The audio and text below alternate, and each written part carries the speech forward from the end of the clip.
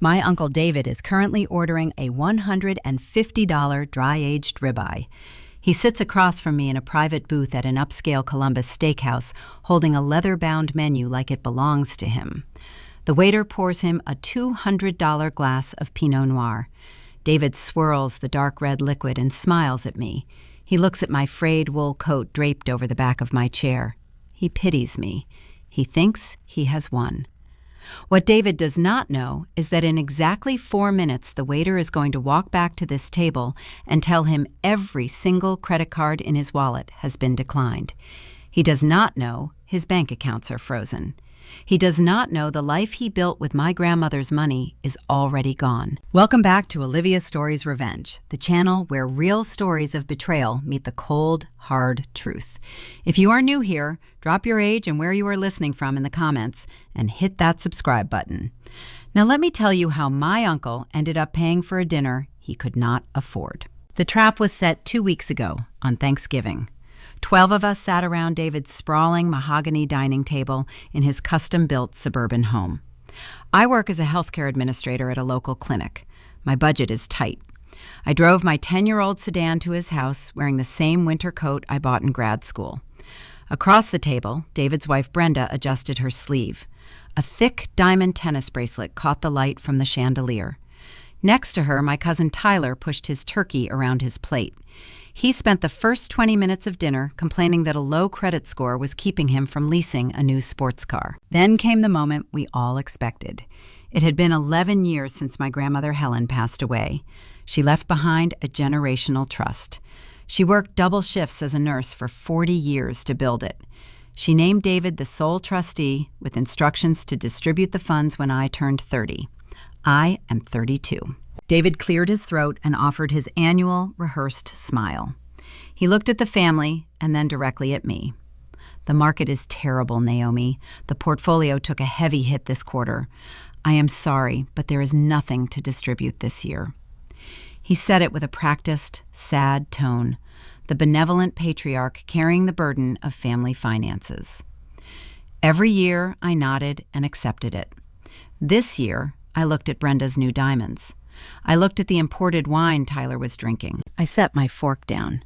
I do not need a distribution right now, David. But my accountant asked for a standard K-1 tax form just to verify the trust status for my own filing. Could you email that to me next week? The temperature in the room dropped. David stopped smiling. His jaw tightened. He leaned forward and placed his hands flat on the table. You are asking for an audit over Thanksgiving dinner? I am asking for a tax form. He scoffed loud enough for the entire table to hear. You have no idea how much work goes into managing this estate. The CPA fees alone are drowning us. And you sit there, financially illiterate, demanding paperwork you cannot even read. You are ungrateful, Naomi. Nobody spoke. Brenda sipped her wine. Tyler checked his phone. David had shut the conversation down with shame. The exact way he always did. 2 hours later, I stood by the front door, putting on my scarf. David walked up behind me. His anger was gone. The smooth paternal mask was back in place. He held a folded piece of paper and a blue pen. Listen, he said, softening his voice. I am sorry, I snapped. The market stress is getting to me. Before you head out into the cold, I need a quick favor. Aunt Evelyn is updating her medical proxy forms. I am gathering signatures from the family just to keep on file at the hospital. Standard procedure. I looked at the paper. It was folded in half. Only the signature line was visible. I was tired. I wanted to go home. I took the pen and signed my name on the line. Thanks, kiddo, he said, slipping the paper into his jacket pocket. Drive safe. I walked out into the biting Ohio wind. The gravel crunched under my boots. I sat in my freezing car and gripped the steering wheel. The pieces clicked together in the dark. A man losing sleep over a terrible market does not buy his wife a diamond tennis bracelet. A man managing a legitimate portfolio does not panic over a basic tax form. I put the car in gear. I decided right then I was done asking for his permission. On Monday morning, I was going to bypass him entirely and call the bank myself. I did not know yet that my signature on that folded piece of paper had already sealed my fate. Monday morning arrives with a bitter chill. The radiator in my small apartment clanks, offering more noise than actual heat. I sit on my thrifted sofa with my laptop open and a legal pad resting on my knees. My job in healthcare administration requires me to spend 8 hours a day fighting insurance companies. I know exactly how corporate entities build walls to deny access. I know how to bypass automated menus and reach the people who hold the files. I dial the customer service number for the regional Ohio bank that manages Grandma Helen's trust. A robotic voice asks for an account number. I press 0 4 times. The system transfers me to a first-tier representative.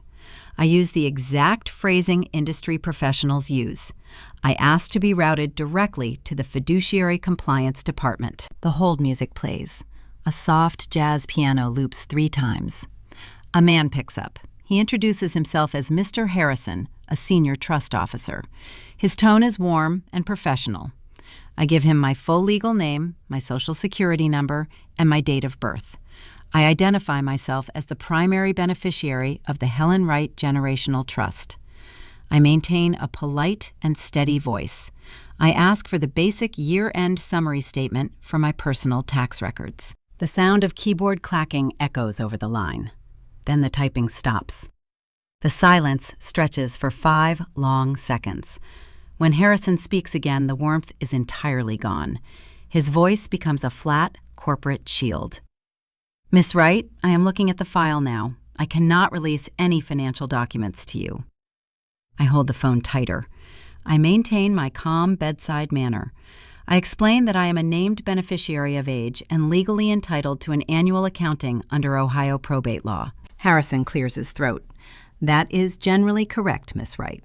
However, the primary trustee submitted a binding legal addendum to your file. It is a waiver of beneficiary disclosure. It legally strips your right to review the account details without the trustee present. I feel the heat leave my arms. A waiver? I ask him when this document was added to my file. Harrison reads the date. It was processed on Friday morning, the day after Thanksgiving. I close my eyes. The image flashes in my mind. David standing by the front door in his custom suit, the biting cold outside, the folded piece of paper, the blue pen, the medical proxy update for Aunt Evelyn. He had folded a document so tight that only the blank signature line was visible. He rushed me. He used my fatigue against me.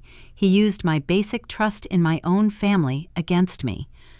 Thank you, Mr. Harrison, I say, keeping my voice perfectly steady. Have a good day. I hang up the phone and set it face down on the desk. I do not cry. Working in a busy medical clinic teaches you that panic is a luxury you cannot afford during a crisis. I stand up and walk into my tiny kitchen. The linoleum floor is cold under my socks. I look at the small Formica counter. Sitting right in the center is a faded yellow ceramic coffee mug. It has a visible chip on the rim. That mug belonged to Grandma Helen. Helen worked 40 years doing overnight shifts in a cardiac ward. She wore orthopedic shoes and scrubs that smelled like bleach and institutional soap. She came home every morning at 7, poured cheap drip coffee into that exact yellow mug, and sat in silence before doing it all over again. Helen did not trust the stock market. She saved her overtime pay in metal coffee cans hidden in the back of her closet until she had enough to formally establish the trust. She built that portfolio with her own physical exhaustion, so her granddaughter would never have to struggle. I touch the chipped rim of the mug. The ceramic is cold. I think about David. David has never worked a night shift in his life. David drives an imported luxury sedan and complains about the stress of managing other people's money. He manipulated his own niece into signing away her legal rights to the exact safety net her grandmother built for her. He weaponized a fake medical emergency to steal my signature. He laid a trap at a family dinner and smiled while I walked right into it. The anger does not make me reckless. It makes me clinical. I sit back down at my desk. I look at the phone. My initial instinct is to call the bank back and scream fraud. I want to demand to see the signature page. But the healthcare administrator in me takes over. I know how corporate liability works. If a beneficiary claims fraud on a recorded line, the bank will immediately flag the account and notify the primary trustee. Mr. Harrison will send David an email within 10 minutes. David will know I am on to him. If David knows I am digging, he will have time to cover his tracks. He will shred documents. He will move assets into offshore accounts. He will hire expensive defense lawyers using the trust's own money to fight me. I cannot alert him. I have to step away from the front door of the bank. The bank is a brick wall, and David holds the only key. I need a side window. I need to find the money without asking the people holding it. I open my laptop and stare at the blank search engine. How do you track a shadow? You track the excuses. For the last 5 years, the family asked David why the trust was not growing. Every single time, David offered the exact same rehearsed tragedy: Apex Ohio Development. Apex was a local commercial real estate firm that made headlines for a spectacular bankruptcy a few years ago. David claimed he had invested a heavy portion of Helen's portfolio into their suburban retail projects right before the market crashed. David loved the Apex excuse. It was his perfect shield. He played the victim flawlessly. He told the family that the developers lied to him that the market was unpredictable, that he lost sleep over the bad investment. He used the Apex bankruptcy to explain away hundreds of thousands of dollars in missing growth. But bankruptcy is a formal legal process. It does not happen in the shadows. When a corporate entity liquidates, the federal courts require a public accounting. If Apex Ohio Development went under, owing money to the Helen Wright Generational Trust, there has to be a paper trail. The bankruptcy courts maintain vast public registries of creditors, liquidation schedules, payout structures. David can lock me out of a private regional bank, but he cannot hide federal county records. Those documents are open to the public. Any citizen can walk into the records room and pull the files. I stand up and walk to the coat rack by the door. I pull my frayed wool coat off the hook. I wrap a thick scarf around my neck to brace against the Ohio winter. I slide my laptop into my worn leather tote bag. I check my watch. The county courthouse opens in 30 minutes. I am going to pull the Apex liquidation files. I am going to trace the exact amount of money David claims he lost to this bad investment. I step out of my apartment and lock the deadbolt. My breath mists in the freezing hallway. I walk down the concrete stairs with a quiet, fierce determination. I believe I am heading downtown to find the proof of David's terrible financial management. I believe I am going to catch him in a lie about a bad real estate deal. What I do not know as I push open the lobby doors and step out into the snow is that the Apex excuse is not a bad investment. I have no idea I am currently walking straight into a phantom maze built specifically to keep me running in circles. The Franklin County Public Records Office smells like floor wax and old paper. The fluorescent lights overhead emit a low, constant hum. For 3 agonizing days, this room becomes my entire world. I use my vacation days from the clinic. I sit at a heavy wooden table near the back corner, surrounded by gray filing boxes and a microfilm reader. My eyes burn from staring at hundreds of pages of legal text. I am looking for the smoking gun. I am looking for the exact moment David lost my grandmother's money to Apex Ohio Development. The Apex bankruptcy was a local scandal. The firm collapsed 5 years ago, leaving half-finished strip malls scattered across the Columbus suburbs. Contractors went unpaid. Investors lost millions. Whenever David was backed into a corner at a family gathering, he would bring up Apex. He would lower his voice, run a hand through his graying hair, and play the victim. He painted himself as a trusting steward who was swindled by aggressive developers. He made us feel sorry for him. He made it seem like the Helen Wright Trust was just collateral damage in a regional economic tragedy. Bankruptcy court files are dense. They contain lists of secured creditors, unsecured creditors, vendor liens, and investor capital losses. If a trust invests money in a failing corporate entity, that trust becomes a registered creditor during the liquidation phase. The law requires it. The court appoints a trustee to divide whatever assets remain among the listed victims. I pull the master creditor registry for Apex. It is a binder 3 inches thick. I run my finger down the columns. I look for the name Helen Wright. I look for David's name. I look for the specific tax identification number associated with the generational trust. I finish the first 100 pages. Nothing. I shift to the secondary investor dockets. I scan the names of limited liability partners who injected capital during the firm's final, desperate year. Nothing. I move to the vendor payout schedules. I comb through the rejected claims pile. I pull the final federal judgment orders signed by the bankruptcy judge. I spend 8 hours checking, cross-referencing, and verifying every single entity that filed a claim against Apex. The result is a terrifying, echoing blank space. The Helen Wright Generational Trust is not listed in any of the Apex bankruptcy files. David's name does not appear anywhere. The trust never filed a claim for lost capital. The trust never received a fraction of a cent in liquidation payouts.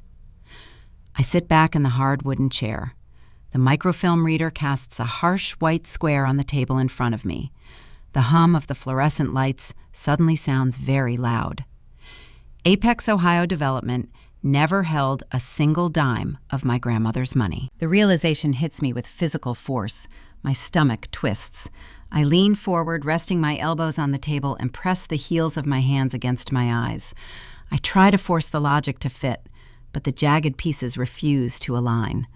A bad trustee hides poor investments. A lazy trustee ignores market trends.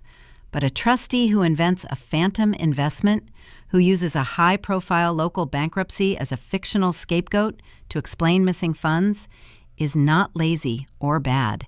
He is a predator. The entire Apex story was a brilliantly constructed decoy. It was a calculated narrative weapon designed to redirect family anger. Whenever anyone asked about the money, David pointed at a bankrupt real estate firm and said, "Look what they did to us." He weaponized a real economic disaster to mask his own theft. He made me pity him. He bought himself years of comfortable silence by playing the grieving victim of a fictional crime. I gather the heavy binders and carry them back to the clerk's desk. The clerk is an older woman with reading glasses chained around her neck. She asks if I found what I was looking for. I shake my head. I walk out of the records room and push through the heavy glass doors into the freezing December air. I stand on the concrete steps of the courthouse. The wind bites through my thin wool coat, but I barely feel it. I am fighting a ghost. My healthcare billing experience, my ability to navigate hospital phone trees, and my stubborn persistence in a public records room are completely useless against a man building corporate shell games. I cannot outsmart a sociopath who constructs fake financial histories over Thanksgiving turkey. David operates in a world of high-level fraud. To catch him, I need to enter that world. I need professional firepower.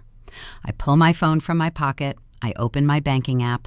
I have a single emergency credit card. The credit limit is $10,000.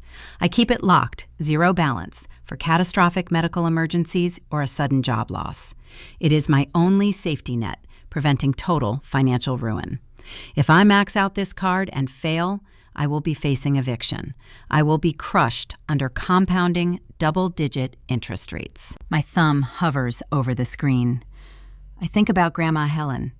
I picture her tired hands placing cash into a metal coffee can. I think about her exhausted face returning from a 12-hour night shift. David did not just steal money.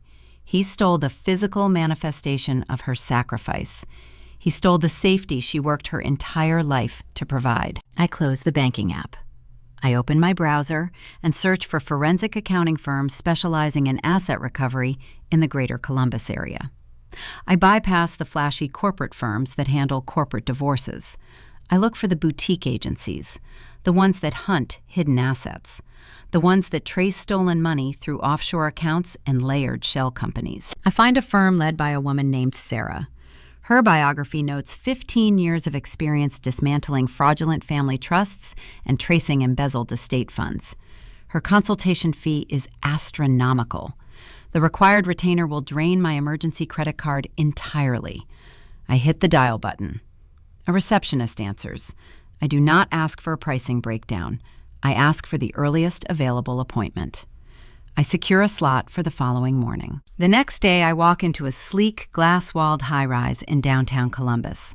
The lobby is quiet and intimidating.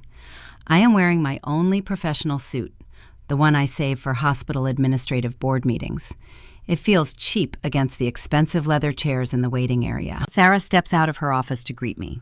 She is wearing a sharp navy blazer. Her handshake is firm, and her expression is unreadable. She does not offer false sympathy. She leads me into an office with a sweeping view of the city skyline. I sit in the chair opposite her desk. I do not cry. I do not offer emotional backstory about my grandmother's night shifts or my uncle's Thanksgiving dinners. I unzip my worn leather tote bag. I pull out a thin manila folder. Inside are the 5 vague one-page tax summaries David provided over the last 11 years. It is the only paperwork I have. I place the folder onto the center of the heavy glass desk. Sarah looks at the thin stack of paper and then looks up at me. She raises an eyebrow, waiting for my pitch. My uncle manages a generational trust, I say, keeping my voice perfectly level. He claims the funds were lost in a bankruptcy. I checked the federal dockets. The trust was never listed as a creditor. The investment never existed. He locked me out of the bank records using a forged medical proxy signature. I am maxing out a high-interest credit card to pay your retainer. Sarah leans back in her chair. She rests her hands on the glass desk. I point a single finger at the thin manila folder. I need to know what he stole. Sarah opens the folder. She slides the first piece of paper toward her. She does not know yet that the vague tax summary she is looking at holds a glaring, fatal error. She does not know she is about to find the thread that unravels David's entire criminal empire. Sarah sits across from me. Her office is a silent glass cube suspended high above the downtown streets. She places the thin manila folder on her desk and opens it. She does not say a word. She slides the 5 tax summaries into a neat horizontal row across the pristine glass surface. I watch her eyes track back and forth over the printed numbers. The silence stretches. In a hospital, you learn to read a doctor before they deliver a diagnosis.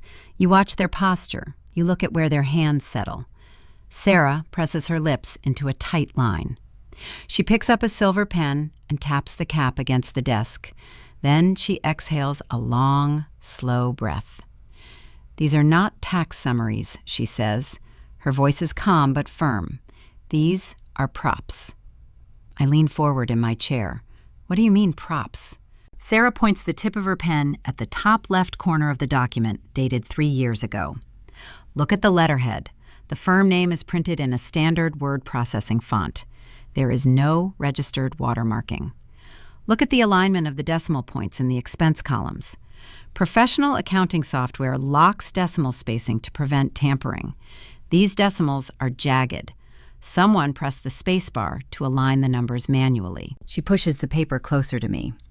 A high school student faking a report card puts more effort into the formatting than this. My chest tightens. David handed these papers to the family every single December. He complained about the soaring costs of retaining top-tier financial professionals to manage the estate. He used that excuse to justify why the cash reserves were shrinking. Sarah turns to her computer monitor. Her fingers fly across the keyboard with practice speed. She brings up the Ohio State Licensing Board Registry for Certified Public Accountants. She types in the name of the lead accountant printed on the fake letterhead. I watch the screen load. Sarah reads the result and shakes her head. The man listed here is named Arthur Vance. He surrendered his Ohio accounting license 6 years ago. He dissolved his firm and retired to a gated community in Florida. She turns the monitor so I can see the official state registry page. The status is marked inactive in bright red letters. I stare at the red text. The math calculates itself in my mind. For 6 years, David has been claiming $12,000 annually in CPA management fees. He deducted that money from my grandmother's trust, before arriving at the zero distribution total. He wrote a narrative where he was burdened by expensive professionals. The reality is cold and undeniable. David sat in his home office, opened a blank document, typed out fake numbers, and hit print. Then he transferred those phantom fees directly into his own pocket. He stole over $70,000 using a retired man in Florida as his fictional scapegoat. Sarah picks up her coffee cup and takes a sip. I look at the cup. It is not a sleek stainless steel thermos or a branded corporate mug. It is a faded yellow ceramic cup with a faint chip near the handle. It looks exactly like the mug Grandma Helen used after her night shifts. The visual similarity hits me hard. It grounds me. It reminds me why I am sitting in this expensive glass office. This is fraud, I say. It is documented theft. We can take this to the bank. Sarah sets the yellow mug down. Her expression hardens. It is theft, she agrees, but it is not enough to breach the wall. She pulls a fresh legal pad from her drawer. We have a severe structural problem, Naomi. You want me to trace the stolen cash. To do that, I need to compel the regional bank to release the full transaction history of the primary liquid accounts. I need to see where David wired the money. But I cannot do that.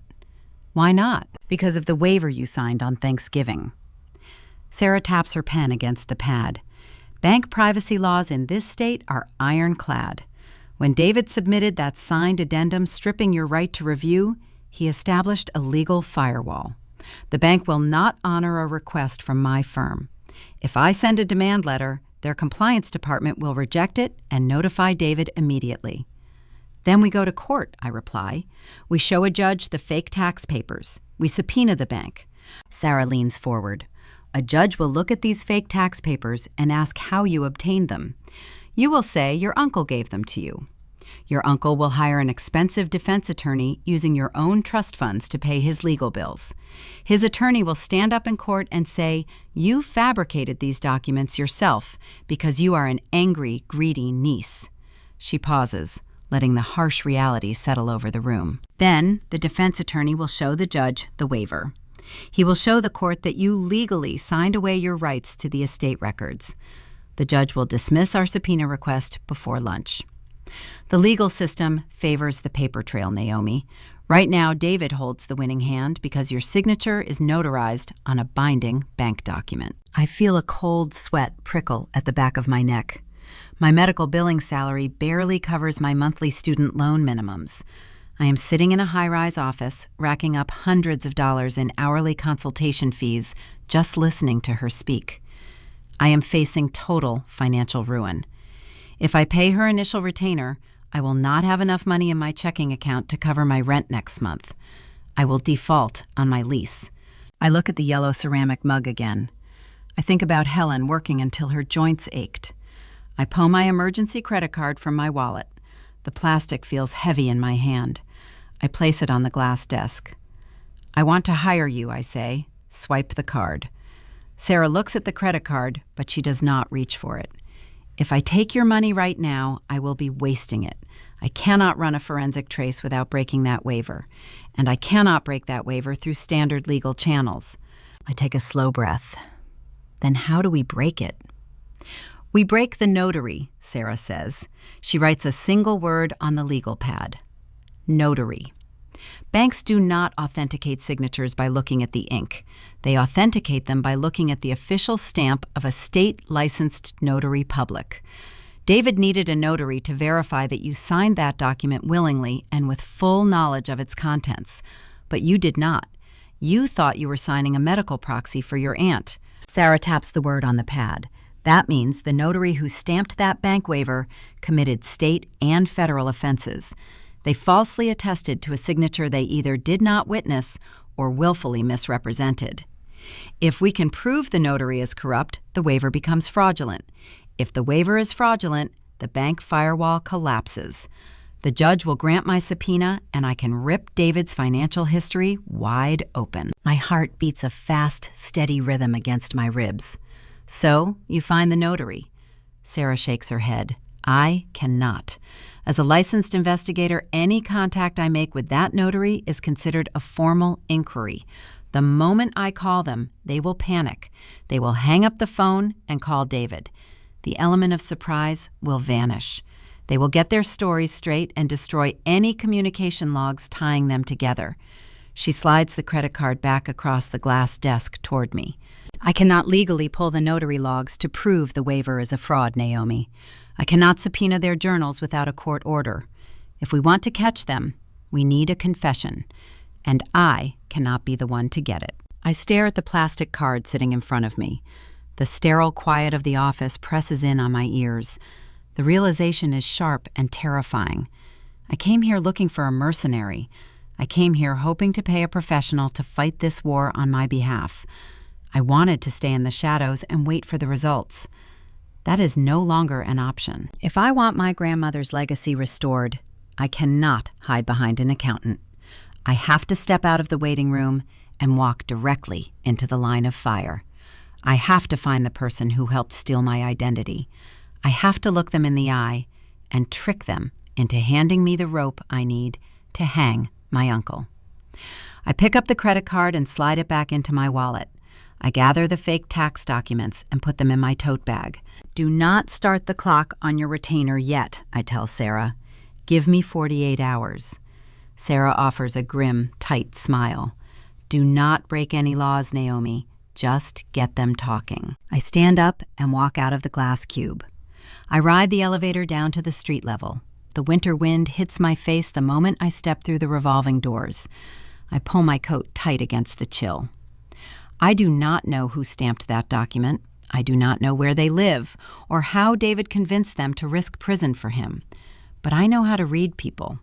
I know how to ask questions without sounding like I am asking them. The hunt for a phantom real estate scam is over. The hunt for a living, breathing accomplice begins now. I sit at my small kitchen table staring at the glowing screen of my laptop. Sarah was clear. I cannot subpoena the bank without breaking the waiver, and I cannot break the waiver without proving the notary committed fraud. I need a name. I need the identity of the person who stamped that document. I close my eyes and filter through every conversation from the past year. David is arrogant, but he is also cheap. He likes to control his environment. He would not walk into a random post office or bank branch to commit a federal crime. He would use someone in his orbit, someone he could manage. A memory surfaces from a 4th of July barbecue. Aunt Brenda holding a glass of iced tea, complaining about the logistics of running her luxury home goods boutique in Dublin. She bragged about forcing her new store manager to obtain a state notary commission just to handle their international shipping manifests and vendor contracts. She said it saved her the hassle of hiring outside couriers. I open the Ohio Secretary of State Public Registry. I navigate to the notary search portal. I type in the name of Brenda's manager, Melissa Trent. The database returns a single match. Melissa Trent, active commission, registered in Franklin County. Her listed business address is the Gilded Hearth, Aunt Brenda's boutique. The pieces lock together with sickening precision. David did not hire a professional to forge my legal surrender. He walked into his wife's retail store and used an employee. He kept the conspiracy inside the family payroll. I check the clock. It is 10 in the morning on a Tuesday. Retail boutiques in Dublin are usually empty before lunch. I do not have time to second-guess myself. I grab my keys and head to my car. The drive to Dublin takes 20 minutes. The transition from my working-class neighborhood to the affluent shopping district is jarring. The streets here are lined with imported brick and manicured winter landscaping. Expensive SUVs sit idly by the curbs. This is the world David and Brenda inhabit. They built this pristine, insulated life, while I spent my evenings calculating how long I could stretch a box of pasta. I park my 10-year-old sedan a block away from the Gilded Hearth. I turn off the engine and sit in the quiet cold. My pulse drums a hard, erratic rhythm against my collarbone. If I walk in there and ask the wrong question, Melissa will call David. David will tighten his grip on the estate, and I will lose the only leverage I have. I pull my phone from my purse. I open the voice memo application. The screen glows bright against the dim interior of the car. I hit the red record button. The digital counter begins to tick. 1 second, 2 seconds, 3. I slide the recording phone deep into the right pocket of my wool coat. I step out of the car. The winter wind is sharp, but I welcome the sting. It sharpens my focus. Working as a healthcare administrator requires a specific type of acting. When a patient screams at you over a billing error, you do not scream back. You lower your voice. You soften your posture. You project a calm, submissive energy that de-escalates their panic. I need Melissa to feel comfortable. I need her to look at me and see a naive, disorganized girl. People drop their guard when they feel superior. I open the heavy glass door to the gilded hearth. A brass bell chimes a bright, delicate note. The air inside is thick with the scent of eucalyptus and expensive white tea candles. Soft acoustic guitar music plays from hidden speakers. The inventory is perfectly curated. Cashmere throws draped over imported Italian leather chairs. Hand-blown glass vases sitting on reclaimed wood tables. It is a monument to excess. Melissa is standing behind a polished oak wrap counter. She is unboxing a shipment of heavy brass candlesticks. She is in her late 20s, wearing a tailored silk blouse and layered gold necklaces. She looks up as the bell chimes. Her customer service smile fades into a look of mild surprise. "Naomi, right?" she asks, setting a candlestick down. "Brenda's niece." I let my shoulders slump. I offer an exhausted, wide-eyed smile. "Hi, Melissa. Yes, that is me. Aunt Brenda is not in today, is she?" Melissa shakes her head. "She is at a vendor expo in Chicago until Thursday. Did you need something from her?" "Oh, no," I reply, waving my hand dismissively. "I actually came hoping to catch you.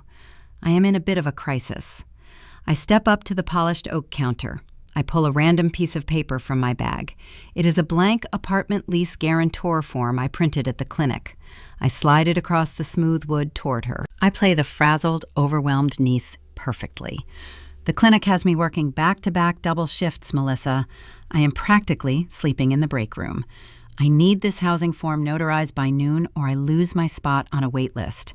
My bank requires an appointment and I just do not have the time to sit in a lobby. I remembered Aunt Brenda saying you had your stamp. I was hoping you could save my life today." Melissa looks at the paper. Her posture relaxes. She enjoys being in the position of a savior. She smiles a genuine, sympathetic smile. "I can definitely help you out, Naomi. Just slide me your driver license so I can log the ID number in my journal." I freeze. I pat the front pockets of my coat. I dig through my tote bag with frantic, erratic movements. I let out a loud, dramatic groan. "I left my wallet in my locker at the clinic," I say, my voice pitching up in artificial panic. "I cannot drive all the way back there. I will miss my deadline." Melissa gives me a pitying look. "I am so sorry, Naomi. State law is super strict. I have to verify your physical ID before I can use my stamp. I could lose my commission if I skip that step." I lean across the counter. I lower my voice to a conspiratorial whisper. I make sure my right coat pocket is angled directly toward her. "Please, Melissa," I say, injecting a pleading, desperate tone. "Can we just do it like Uncle David does? You know, without me being here or handing over my license every single time? I am just so swamped. I promise I will not tell anyone." The store is dead silent. The acoustic guitar plucks a slow melody. Melissa holds a brass candlestick in her left hand. She looks at me. She processes the request. She does not narrow her eyes. She does not reach for the phone to call her boss. She just laughs. It is a light, breezy sound, the sound of someone who has no idea she is standing on a trap door. "Oh, honey," she says, her voice dripping with condescending sweetness. "I only do that for David, because he keeps a copy of your old college ID on file. I cannot do it for you." The words hit the microphone hidden in my pocket. Every single syllable is captured in crisp digital audio. She just confessed. She just admitted out loud on a recorded file that she notarizes legally binding financial documents without the signatory present. She admitted to using an expired college identification card provided by a third party. She admitted to conspiring with my uncle to commit federal wire fraud and identity theft. My heart slams against my ribs like a trapped bird. The adrenaline flood is instantaneous. It takes every ounce of my clinical training to keep my face neutral. I do not flinch. I maintain the sad, defeated smile of a disorganized niece. Right, I say, letting out a heavy sigh. That makes sense. I am sorry to put you on the spot, Melissa. I will just run back to the clinic and grab my wallet. Tell Aunt Brenda I said hello. Good luck with the apartment, Naomi, she calls out as she goes back to unboxing the inventory. I turn around and walk toward the front of the store. I do not run. I force my legs to move at a casual, measured pace. I push the heavy glass door open. The brass bell chimes its delicate note one last time. The freezing Ohio wind hits my face. The moment the door seals shut behind me, the clinical mask shatters. My hands begin to shake violently. I jog the last 50 yards to my sedan. I slide into the driver's seat and slam the door, locking it instantly. I plunge my hand into my coat pocket and pull out the phone. The red circle is still pulsing. The counter reads 4 minutes and 12 seconds. I hit the stop button. I save the file. I name it The Gilded Hearth. I sit in the quiet car and press play. Melissa's voice fills the small cabin. Oh, honey, I only do that for David because he keeps a copy of your old college ID on file. The audio is flawless. The background music does not drown out her confession. The evidence is undeniable. David thought he built an impenetrable fortress. He thought he could hide behind corporate bank policies and privacy laws. He forgot that the weakest point of any fortress is the people guarding the gates. I open my messaging app. I attach the audio file to a new message and type in Sarah's number. I hit send. I sit in the cold car and watch the delivery status bar slide across the screen. Delivered. Read. I watch the 3 gray typing dots appear on my screen. They pulse for a few seconds and then vanish. My phone vibrates in my palm. The text message from Sarah contains exactly 3 sentences. I have the leverage to bypass the bank wall. Come to my office now. The elevator ride up to Sarah's office feels like stepping into a vacuum. The chaotic noise of the downtown traffic fades away, leaving only the soft hum of the rising steel car. My pulse is still thrumming a fast, tight rhythm against my throat, but my hands have stopped shaking. I walk through the glass double doors of the accounting firm. The receptionist does not ask for my name. She just nods and points toward the corner office. Sarah is standing by the floor-to-ceiling window looking out over the gray Columbus skyline. She turns around as I walk in. She does not offer a greeting. She gestures toward the leather chair sitting opposite her desk. I sit down. The glass surface is cold beneath my forearms. I played the audio file for the chief compliance officer at the regional bank, Sarah says him, her voice crisp and steady. I informed him that his institution was currently harboring a trust account governed by a fraudulent waiver, authenticated by a corrupt state notary. I told him he had exactly 60 minutes to email me the complete, unredacted transaction ledger for the primary liquid accounts. If he refused, I promised to forward the recording to the Ohio Attorney General and the Federal Banking Oversight Commission. She walks over to her desk and sits down. Corporate lawyers do not protect clients when federal prison is on the table, Naomi. They protect the bank. They voided the waiver and surrendered the ledger 30 minutes ago. Sarah reaches into her desk drawer. She pulls out a thick manila folder. This is not a thin stack of fabricated tax summaries. This is a heavy, dense block of raw financial truth. She sets it on the glass desk. The paper makes a heavy, dull thud. I look at the folder. It looks harmless, just a collection of bleached paper and black ink. But I know it holds the sum of my grandmother's entire life. I reach out and flip the heavy cardboard cover open. The first page is a historical snapshot from 11 years ago, the month Helen died. I scan the top row, identifying the initial deposit amount transferred into the primary liquid portfolio, $1,200,000. My breath catches. The number is staggering. David always spoke about the estate as if it were a modest safety net, a small cushion. He conditioned the family to view the trust as a fragile little thing. He did that to lower our expectations. He hid a fortune behind a wall of manufactured modesty. I turn the page. The subsequent sheets are dense transaction logs spanning over a decade. I trace my finger down the rows. I do not see market fluctuations. I do not see mutual fund purchases or bond yields. I see steady, relentless withdrawals. The line items all carry the same sterile corporate labels: capital injection, strategic reallocation, trustee compensation, real estate diversification. Every single month for 11 years, David siphoned money out of the primary reserve. $50,000 here, $80,000 there. He treated the generational trust like a personal unlimited checking account. I flip to the very last page, the current year-to-date summary. My eyes track down to the bottom right corner, the final available liquid balance, $0 The stark visual of those zeros hits me like a physical blow. The air leaves my lungs. I stare at the empty number, and the sterile glass office around me begins to blur. The low hum of the downtown traffic disappears. I am suddenly back in a tiny linoleum kitchen 20 years ago. The smell of harsh institutional soap and bleach fills my nose.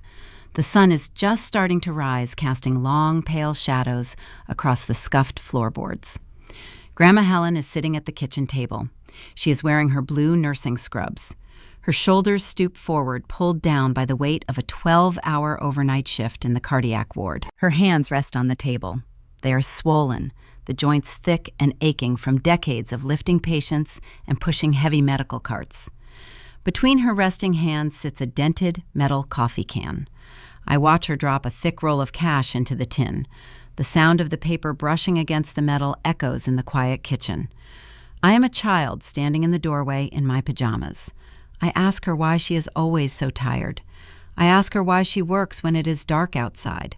Helen looks up at me. Her eyes are lined with deep exhaustion, but they hold a fierce, undeniable light.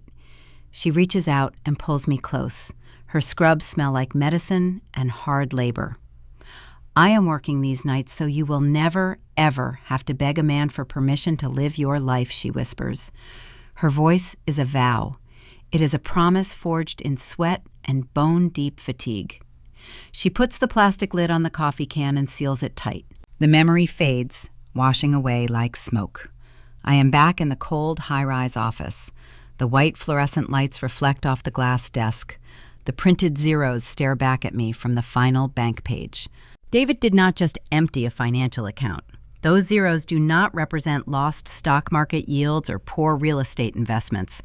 They represent thousands of night shifts. They represent Helen's aching joints, her missed holidays, her stolen sleep. David stole the bone and muscle and sweat of his own mother.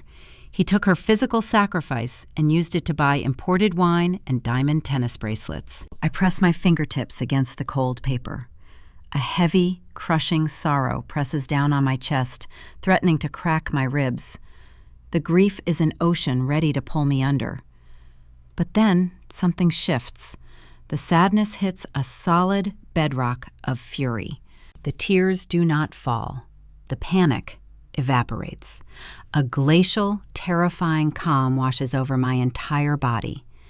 My heartbeat slows to a steady, lethal rhythm. My vision sharpens. The clinical administrator takes total control. I am no longer a victim seeking restitution. I am no longer a niece trying to understand her uncle's financial mistakes. This is an annihilation protocol. David believes he is fighting a disorganized girl in a frayed coat. He has no idea that the woman sitting in this glass office is preparing to dismantle his entire existence.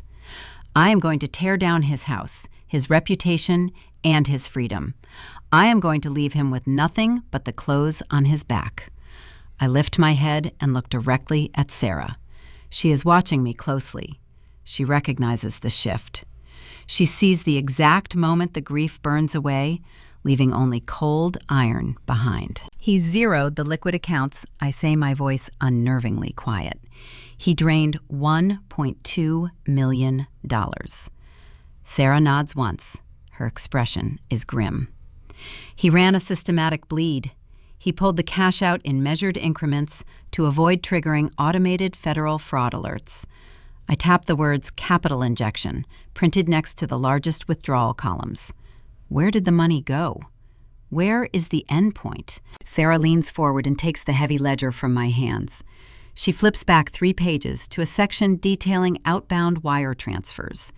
She points her silver pen at a recurring destination account. The cash was funneled into a private corporate vehicle, Sarah explains, a limited liability company registered under a vague holding name. This LLC absorbed the entire trust reserve. It now holds title to several high-value commercial properties, including the building where your aunt operates her retail boutique. I narrow my eyes, studying the routing numbers. So David moved the cash into his own private company. Sarah pulls a secondary folder from her drawer. This one is thin, holding only a few sheets of thick parchment paper. These are the state incorporation documents for the LLC, she says. She slides them across the glass toward me. When you establish a holding company, you have to register a managing director, she continues. The managing director assumes all primary legal and tax liabilities for the entity. If the IRS audits this company and finds that its entire operating budget consists of stolen trust funds, the managing director is the one facing federal tax evasion and wire fraud charges. I reach for the parchment paper. I expect to see David's signature scrawled across the bottom line. I expect to see his name listed as the sole proprietor. Sarah stops my hand before I can turn the page. David did not register himself as the managing director, Naomi. She looks at me, her eyes dark with a mixture of disgust and professional awe. He knew the risk. He knew this was a massive criminal liability. So he built a firewall. She flips the incorporation document over, revealing the final signature page. He assigned the ownership to someone else, Sarah says quietly. Someone you know. But you will not believe who is registered as the owner. I look down at the heavy parchment paper resting on the pristine glass desk. My eyes trace the printed text to the bottom right corner of the document. The ink is dark and formal. I fully expect to read my uncle's signature. I expect to see David's distinct, sharp handwriting claiming legal ownership of the stolen empire he built. Instead, I see a familiar, disjointed scrawl. The letters lean heavily to the left, sloppily formed and rushed. Below the ink, the printed name of the sole managing director is spelled out in bold, black font. Tyler, my cousin. The young man who sat across from me at the Thanksgiving table pushing dry turkey around his porcelain plate. The same cousin who spent 20 minutes complaining loudly that a poor credit score was preventing him from leasing a mid-tier sports car. I stare at his name. The gears in my mind grind against this impossible new information. Tyler has not held a steady job in 5 years. He jumps between vague startup ideas and brief stints working retail. He lives a subsidized existence, coasting entirely on his parents' wealth. He does not possess the financial acumen to manage a basic checking account, let alone a complex corporate entity holding millions of dollars in embezzled trust funds. He is lazy, entitled, and profoundly ignorant of how real money operates in the adult world. I look up at the forensic accountant sitting across from me. My voice is a tight, dry whisper. Tyler owns the holding company. Sarah taps the parchment with her silver pen. On paper, yes. Legally speaking, your cousin is the sole proprietor and managing director of Horizon Holdings, LLC. He is the registered corporate agent. He carries the entire weight of the legal entity. What exactly does Horizon Holdings own, I ask? Sarah pulls a secondary ledger sheet from her dense file. She reads down the itemized list of acquired assets. It owns the premium commercial real estate property located in the upscale Dublin shopping district. That is the physical building housing your aunt's luxury boutique. Brenda does not pay rent to an independent landlord. Her expensive store operates inside a structure purchased directly with your grandmother's money. She plays the role of a successful, self-made entrepreneur while standing in a stolen building. Sarah moves her pen down one line, highlighting a recent entry. And there is a brand new acquisition, processed just 3 weeks ago. Horizon Holdings purchased a residential property in a gated suburban neighborhood. The sale price was $600,000, paid in full. This was a direct cash transaction. There is no mortgage. There is no bank financing. Tyler bought a house, I say. The words feel strange and heavy in my mouth. Tyler signed the closing documents, Sarah corrects me. But David funded the purchase through the corporate LLC. He used the final cash reserves of the generational trust to buy a sprawling suburban mansion for his unemployed son. I reach into my wool coat pocket and pull out my smartphone. I open a popular social media application and type Tyler's name into the search bar. His profile loads instantly. The most recent photo, uploaded 2 weeks ago, dominates the bright screen. Tyler is standing in front of a massive brick facade surrounded by a manicured winter lawn. He is wearing designer sunglasses and a smug, practiced smile. He holds a set of shiny brass keys up to the camera lens. The caption underneath the photo reads, "Grinding hard and making moves. Finally closed on the dream house. Self-made." I stare at the digital image. The irony tastes like battery acid in the back of my throat. He is bragging to the world about a self-made empire built entirely on the stolen wages of a dead night shift nurse. He is posing in front of a mansion bought with the exact funds his father drained from my inheritance. He is playing the role of a highly successful real estate investor while standing on a foundation of grand theft. The comments section is filled with distant friends congratulating his fake hustle. But the anger shifts into something much colder as the true reality of the legal structure settles into my brain. David did not just buy his son a house. David handed his son a loaded weapon. I look back at the incorporation documents on the desk. I look at the severe legal liabilities tied to a managing director title. If the Internal Revenue Service ever decides to audit Horizon Holdings, they will not look for David. Federal investigators follow the registered paperwork. They will see a corporate shell company holding embezzled assets. They will uncover years of fraudulent tax returns.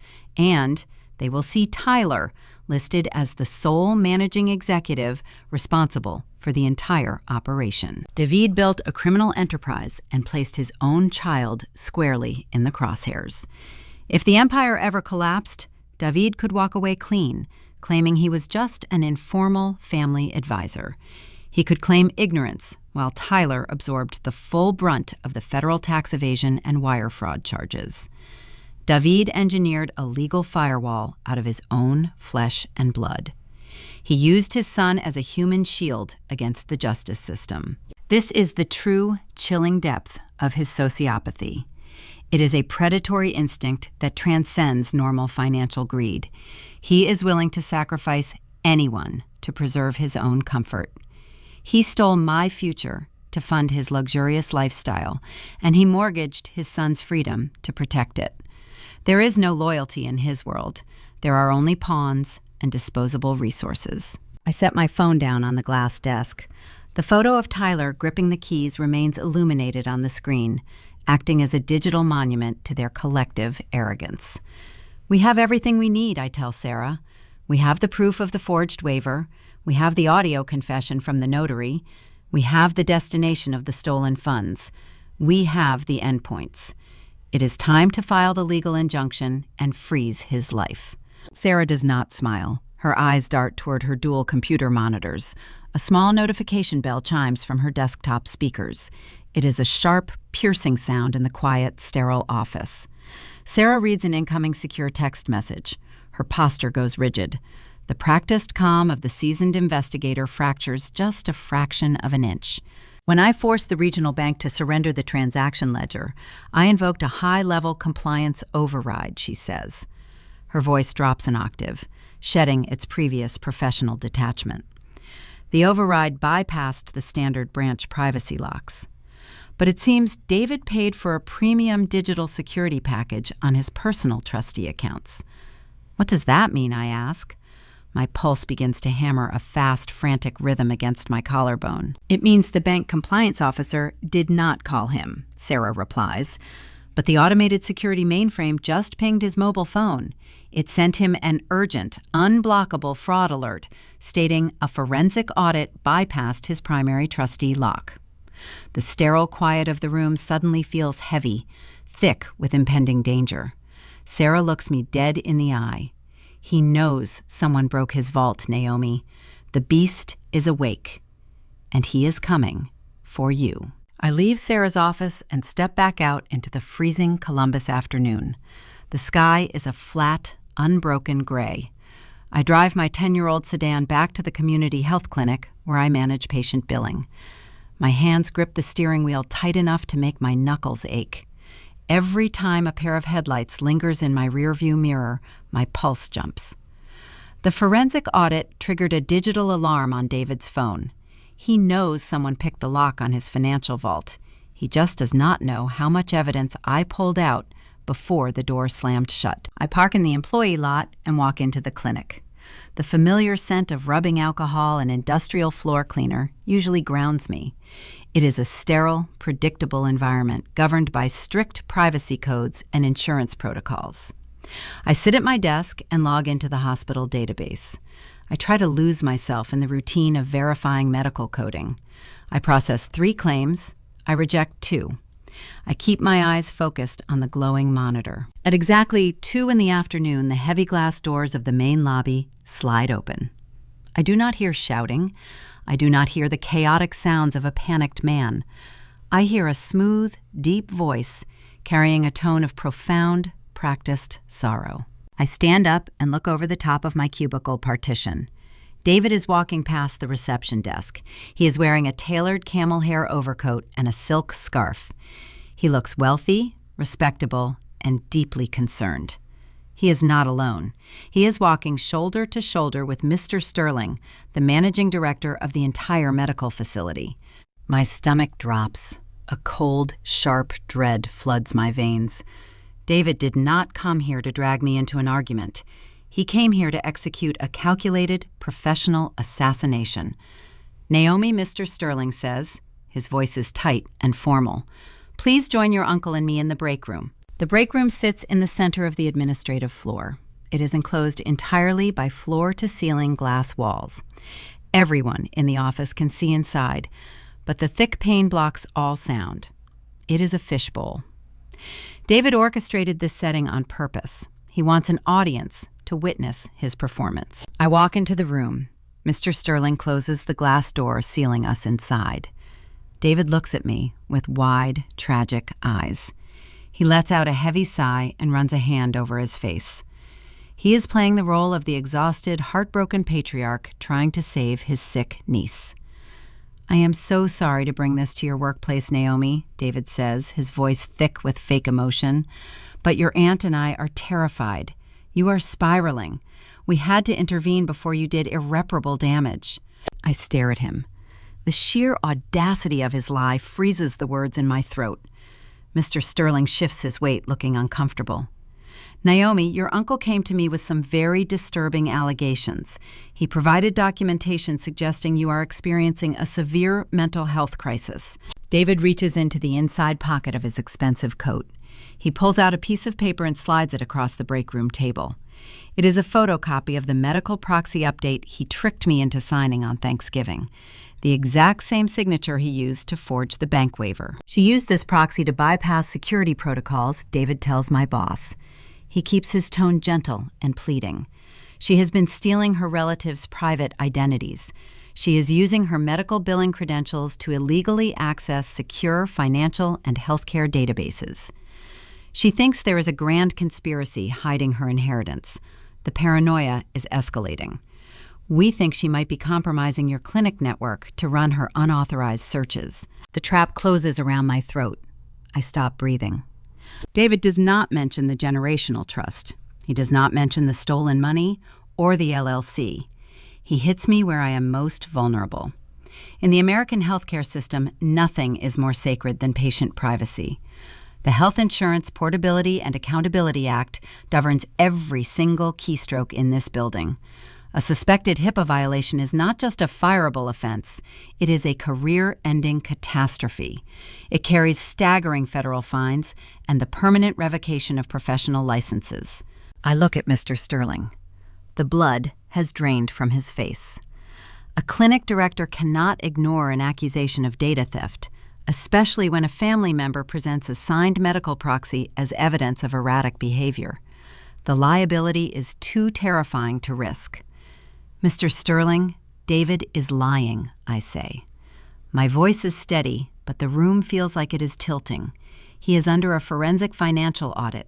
He is trying to silence me. I have not breached any patient files. Mr. Sterling holds up a hand.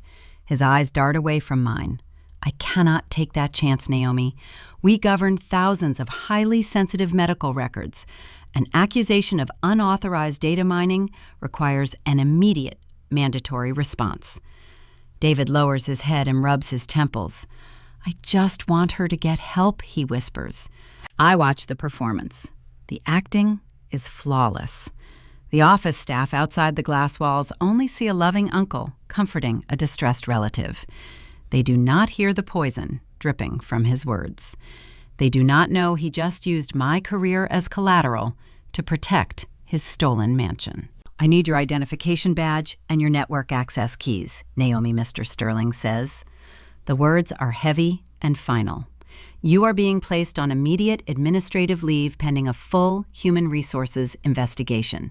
Your terminal is locked. You are suspended without pay until the compliance board clears your network history. The phrase, without pay, rings in my ears like a gunshot. The clinical math calculates itself instantly in my head. My bank account holds $400. My rent is due in exactly 6 days. My emergency credit card is entirely maxed out from securing the forensic accountant retainer. I have no savings. I have no financial safety net. David knows my economic reality. He knows that cutting off my salary forces me to the edge of an eviction notice. He is starving me out. He assumes a desperate, broke woman cannot afford to fight a protracted legal battle. I unclip my plastic identification badge from my lapel. My fingers feel numb. I set the badge on the table next to the forged medical proxy. I place my office keys beside it. I do not cry. I do not scream. I refuse to give David the satisfaction of watching me break inside this glass cage. Thank you, Naomi, Mr. Sterling says, looking at the floor.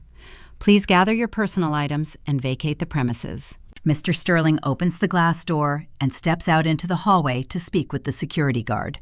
For a brief span of 10 seconds, David and I are left alone in the room. The moment the door clicks shut, the heartbroken uncle routine vanishes. The sorrow melts off his face, replaced by a cold, sneering arrogance. He leans across the small table. He invades my personal space. I can smell the expensive cologne lingering on his cashmere coat. He drops his voice to a lethal whisper. You thought you were clever hiring an auditor. You thought you could rattle my cage. I stare back into his eyes. I do not blink. I built that trust, David whispers, his tone sharp as a razor. And I will burn you to the ground before I let you touch a single dime of it. Drop the audit, Naomi. Sign a formal retraction and walk away. If you push this into a courtroom, I will make sure the hospital board revokes your administrative license. I will make sure you never work in the state of Ohio again. You will be living in your car before the first snow melts. He straightens his posture and adjusts his silk scarf. He smiles a hollow, empty smile. Then he turns and walks out of the break room, leaving me standing alone in the deafening silence. I pack my few personal belongings into a cardboard box. A framed photo, a coffee mug, a spare sweater. The walk from my desk to the front lobby feels like a funeral march. My coworkers avert their eyes. The social assassination has already begun. I push through the heavy doors and step out into the freezing parking lot. The gray Ohio sky seems lower now, pressing down on the asphalt. The cold wind bites through my clothes. I set my cardboard box on the hood of my 10-year-old sedan. I have lost my income. I am facing an imminent eviction. My professional reputation is sitting in a locked HR file, waiting for an investigation that could take months to clear. David executed a flawless preemptive strike. He took away my ability to survive in the normal world. But as I stand in the freezing wind, staring at the cracked pavement, the terror recedes. David made a critical strategic error. He believes that taking away my job will force me to surrender. He thinks fear will make me compliant. He does not realize that cornering someone leaves them with nothing left to lose. I pull my phone from my pocket. I do not call my landlord to beg for an extension. I do not call my aunt to plead for mercy. I open my contacts list and find the number for Sarah, the forensic accountant. The battle of hidden documents and quiet inquiries is over. David brought the war into the daylight. My survival no longer depends on keeping my job. My survival now depends entirely on destroying him in a court of law. I press the call button and hold the phone to my ear, waiting for the ring. I carry the small cardboard box into my apartment and set it on the kitchen counter. The space is quiet. There is no ringing telephone. There are no medical files to process. There is only the low hum of the refrigerator and the creeping chill seeping through the thin window panes. I walk over to the wall thermostat. My fingers trace the plastic dial. Without my clinic salary, I cannot afford the upcoming utility bill. I turn the heat down to 55 degrees. I keep my frayed wool coat on. I fill the coffee maker with cheap grounds and tap water. I wait in the silent kitchen, watching the dark liquid drip into the glass pot. I pour a cup into Grandma Helen's chipped yellow mug. The ceramic warms my palms. I sit on the thrifted sofa and pull my knees to my chest. My phone rests on the cushion next to me. The screen remains dark for exactly 2 hours. David is giving his narrative time to breathe. He is waiting for the clinic gossip to settle before he launches his next strike. At 4 p.m, the glass screen illuminates. A sharp chime cuts through the cold room. Then another, and another. The notifications arrive in a rapid, unbroken sequence. The phone vibrates against the fabric of the sofa, buzzing like an angry hornet. I pick up the device. My screen is flooded with incoming messages from a massive family group text. There are over 20 names on the recipient list: aunts, uncles, second cousins, and family friends. David orchestrated a digital town square to hold a public execution. I open the thread. David sent a block of text, 4 paragraphs long. I read the words and feel a sickening, hollow sensation open in my chest. It breaks my heart to share this private tragedy with all of you, David wrote. But as the patriarch of this family, I have a duty to protect us. Naomi is experiencing a severe psychological break. She is drowning in reckless debt and has unfortunately developed a dangerous addiction to prescription painkillers stolen from her medical clinic. She was fired today for attempting to access our private health care records. Now she is demanding money from her grandmother's estate to fund her habits. She is trying to extort me. Please do not engage with her. She is not in her right mind. We are looking into rehabilitation facilities. Keep her in your prayers. I stare at the screen. The lie is a masterpiece of character assassination. He wove fragments of reality into a fictional nightmare. He took my student loans and branded them as reckless debt. He took my suspension and twisted it into a drug-related termination. He painted my demand for accountability as the frantic extortion of an addict.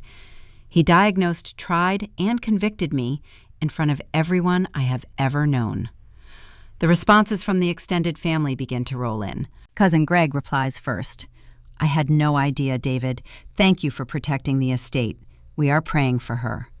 Aunt Martha follows. This is a tragedy. She always seemed so isolated. Please let us know if you need help covering a rehab center, David. You are such a good uncle to bear this burden. The chime sounds again. It is a direct voicemail from an older cousin living in Cincinnati. I press play. The audio fills my cold living room. Naomi, the cousin, says, her voice dripping with thick, patronizing sympathy. I just read David's message. Honey, you need to get psychiatric help. Extorting your uncle after everything he has done for this family is deeply shameful. Please apologize to him and check yourself into a clinic. I delete the voicemail. I do not listen to the rest. The isolation is a physical weight pressing down on my lungs. The money was a theoretical concept. The trust fund was a ledger of numbers on a page. But this is my identity. This is my reputation, my integrity, and my name. David is erasing who I am. He is replacing the hard-working healthcare administrator with a desperate, unstable addict. And the family is swallowing his lie without asking a single question. A hot, bitter anger rises in my throat. I set my coffee mug down. I grab my laptop from the counter and flip it open.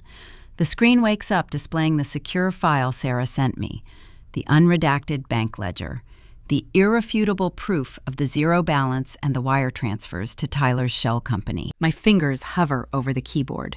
The urge to retaliate is overwhelming.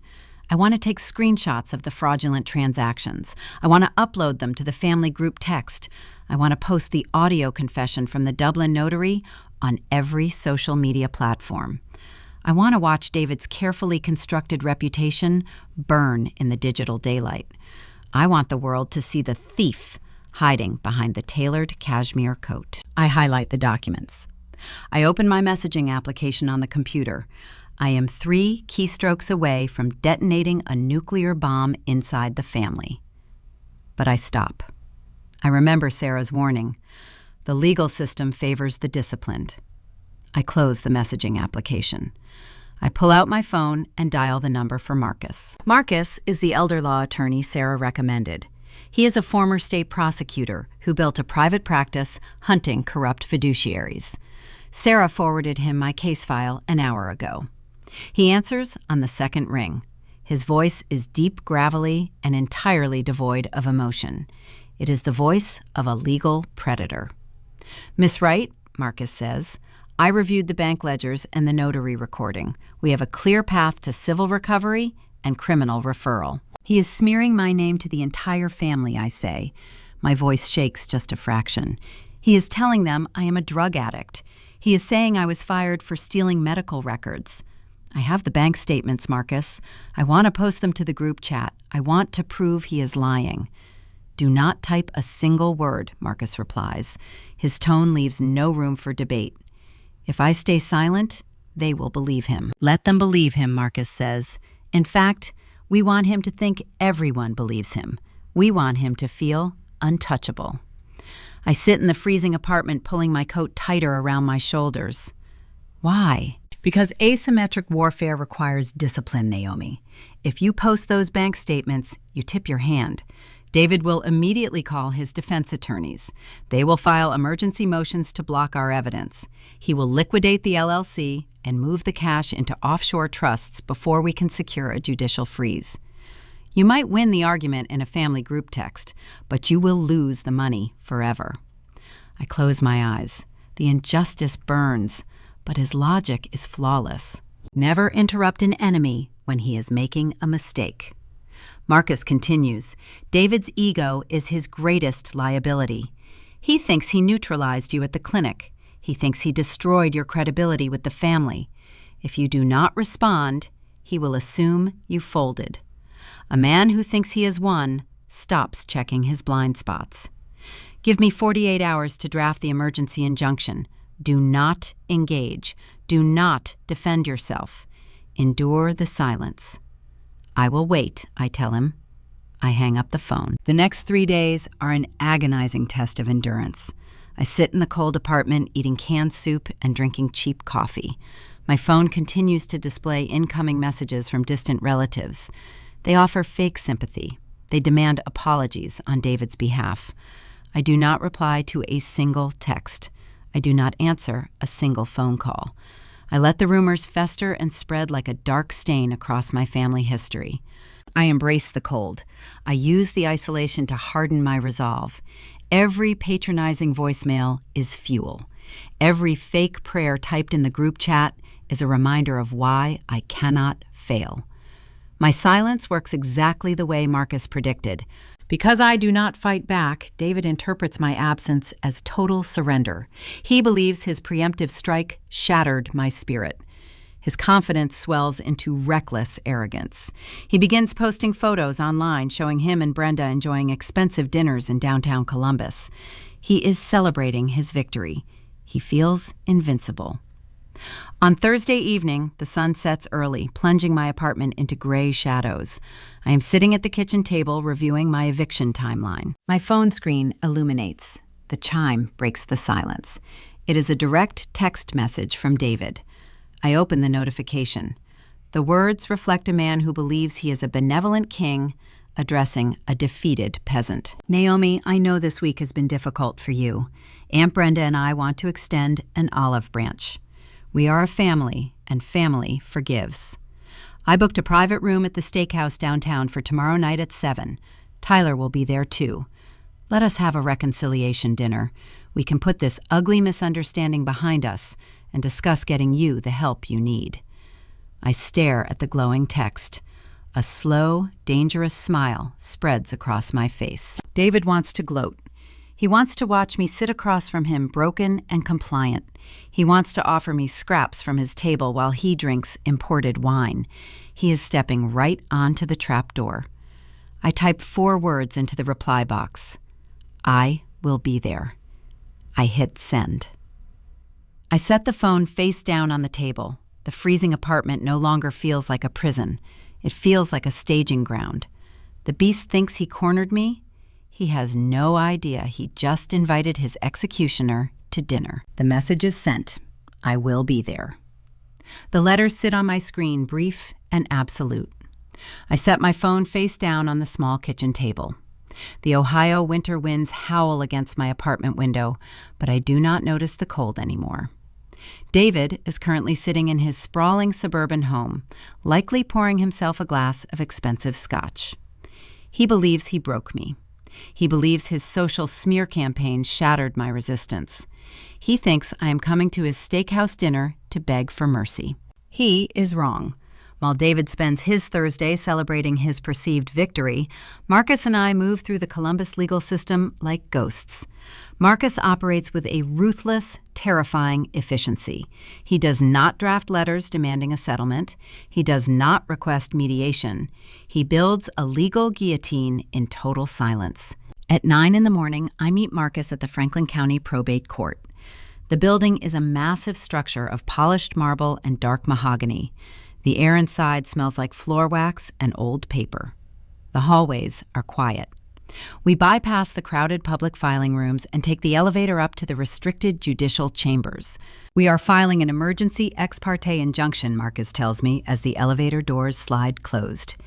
Ex parte means we are presenting our case to the judge without notifying the opposing party. David will not have a defense attorney present. He will not even know we are in the building. I adjust the collar of my frayed wool coat. What is the standard for an ex parte ruling, I ask. Imminent catastrophic harm, Marcus replies, his gravelly voice echoing in the small steel car. We have to prove that if David is notified of this hearing, he will immediately liquidate the remaining assets and flee the jurisdiction. We have to show the judge that the theft is ongoing and undeniable. The elevator chimes. The doors open. We step into a long, hushed corridor lined with heavy wooden doors. Marcus leads me into a small private courtroom. There is no jury. There is no gallery filled with spectators. There is only a single bailiff, a court reporter, and Judge Harrison. The judge is an older man with sharp eyes and a weary expression. He looks down at the thick binder Marcus places on his elevated wooden desk. Counselor, the judge says, his voice dry and skeptical. Ex parte asset freezes are severe remedies. You are asking me to strip a fiduciary of his financial autonomy without a hearing. Your burden of proof is extraordinarily high. Marcus does not flinch. He opens the binder. Your Honor, my client is the sole beneficiary of a generational trust valued at $1.2 million. 3 days ago, she discovered the liquid balance was zero. The judge raises an eyebrow. Poor investments by a trustee do not constitute an emergency freeze, Counselor. They were not investments, Your Honor. Marcus slides the first document across the bench. This is the unredacted transaction ledger surrendered by the regional bank under a compliance override. The trustee, David Wright, initiated systematic outbound wire transfers over a period of 11 years. He funneled the entirety of the trust reserves into a private holding company, Horizon Holdings, LLC. The judge looks at the ledger. He tracks the numbers with his pen. He frowns. Marcus slides a second document forward. This is the state incorporation filing for Horizon Holdings. The sole managing director is Tyler Wright, the trustee's unemployed son. The LLC currently holds title to a commercial property operating a retail boutique owned by the trustee's wife. Furthermore, 3 weeks ago, the LLC purchased a $600,000 residential property in cash. Tyler Wright resides in that home. The trustees stole the generational trust to build a real estate portfolio for his immediate family. The weariness vanishes from the judge's face. He leans forward, resting his forearms on the desk. That is severe misappropriation, counselor. But a fiduciary could argue he had a legal mandate to restructure the assets. Did the beneficiary sign a waiver consenting to this arrangement? Marcus offers a slow, grim smile. That is the crux of the emergency, Your Honor. Marcus pulls a small digital audio player from his briefcase. He sets it on the polished wood. 3 days ago, the trustee submitted a signed waiver to the bank, stripping my client of her right to review the accounts. The signature was obtained under the false pretense of a medical proxy. The document was authenticated by a state notary named Melissa Trent. Marcus presses a button on the digital player. The audio recording from the Gilded Hearth Boutique fills the quiet courtroom. Oh, honey, I only do that for David because he keeps a copy of your old college ID on file. I cannot do it for you. The recording stops. The silence in the courtroom is absolute. Marcus looks directly at the judge. The trustee did not just mismanage funds. He engaged his retail employees in a conspiracy to commit federal wire fraud and identity theft. He forged legal documents to hide the fact that he drained a $1 million estate into his son's name. If he receives notice of this investigation, he will liquidate the LLC properties and transfer the capital to offshore accounts. He has already proven he possesses the criminal capacity to do so. We request an immediate freeze on all connected assets to prevent capital flight. The judge stares at the digital audio player. He looks at the unredacted bank ledger. He looks at the state incorporation papers. He does not ask another question. He picks up a heavy black pen. Motion for temporary restraining order is granted, the judge says. His voice is hard and final. He signs the order. He stamps it with the official seal of the Franklin County Probate Court. He hands the paperwork back to the bailiff. Let the record show, the judge continues, that as of this moment, a total asset freeze is imposed on David Wright, Brenda Wright, Tyler Wright, and Horizon Holdings, LLC. All personal checking accounts, savings, reserves, corporate operating funds, and credit lines associated with these individuals are hereby restricted. They may not withdraw, transfer, or utilize any capital pending a full judicial review. The judge picks up his wooden gavel. He strikes the sounding block. The sharp, loud crack echoes off the mahogany walls. It is the sound of a steel trap snapping shut. I sit in the hard wooden chair. A slow, deep exhale leaves my lungs. The terror that has gripped my chest for 2 weeks finally releases its hold. I look at Marcus. He is sliding the signed court order into his leather briefcase. He looks back at me and nods. The legal guillotine is locked in place. We walk out of the courtroom and back to the elevator. The marble hallway feels different now. It feels like territory I control. When does the freeze take effect, I ask, as the elevator descends. Marcus checks his silver wristwatch. The court clerk is transmitting the signed order to the federal banking network right now. But major financial institutions require processing time to implement a hard lock on complex corporate structures. How much time, I ask. Exactly 48 hours, Marcus replies. The banks have to verify the routing numbers against the LLC tax identification files. They will flag the accounts internally, but the physical restriction on the debit and credit cards will not go live until the processing window closes. I run the math in my head. Today is Wednesday morning. 48 hours from right now. Marcus looks at me. A cold, predatory light sharpens his eyes.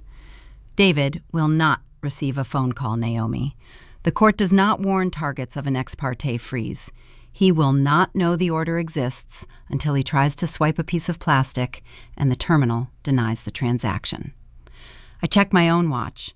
The 48-hour mark hits at exactly 7 on Friday evening. My pulse accelerates. A dark, thrilling anticipation floods my veins. Friday at 7. The precise moment David booked a private room at an upscale downtown steakhouse. The precise moment he planned to sit across from me, drink expensive imported wine, and force me to surrender. I step out of the courthouse and into the freezing gray afternoon. The Ohio wind whips my hair across my face. I pull the frayed collar of my winter coat tight against my neck. I look down at my phone. The message I sent David earlier sits on the screen. I will be there. David thinks he orchestrated a masterful final victory. He thinks he invited a broken, desperate woman to a dinner where he will dictate the terms of my surrender. He has no idea that the quiet woman he abused, the niece he publicly humiliated, and the administrator he fired is bringing a federal asset freeze to the table. He is walking into a restaurant with a wallet full of plastic cards that will turn into useless garbage before the appetizers arrive. I slide the phone back into my pocket. The fear is entirely gone. The grief for my grandmother's stolen sacrifice has hardened into a weapon. I walk to my 10-year-old sedan. I put the key in the ignition and start the engine.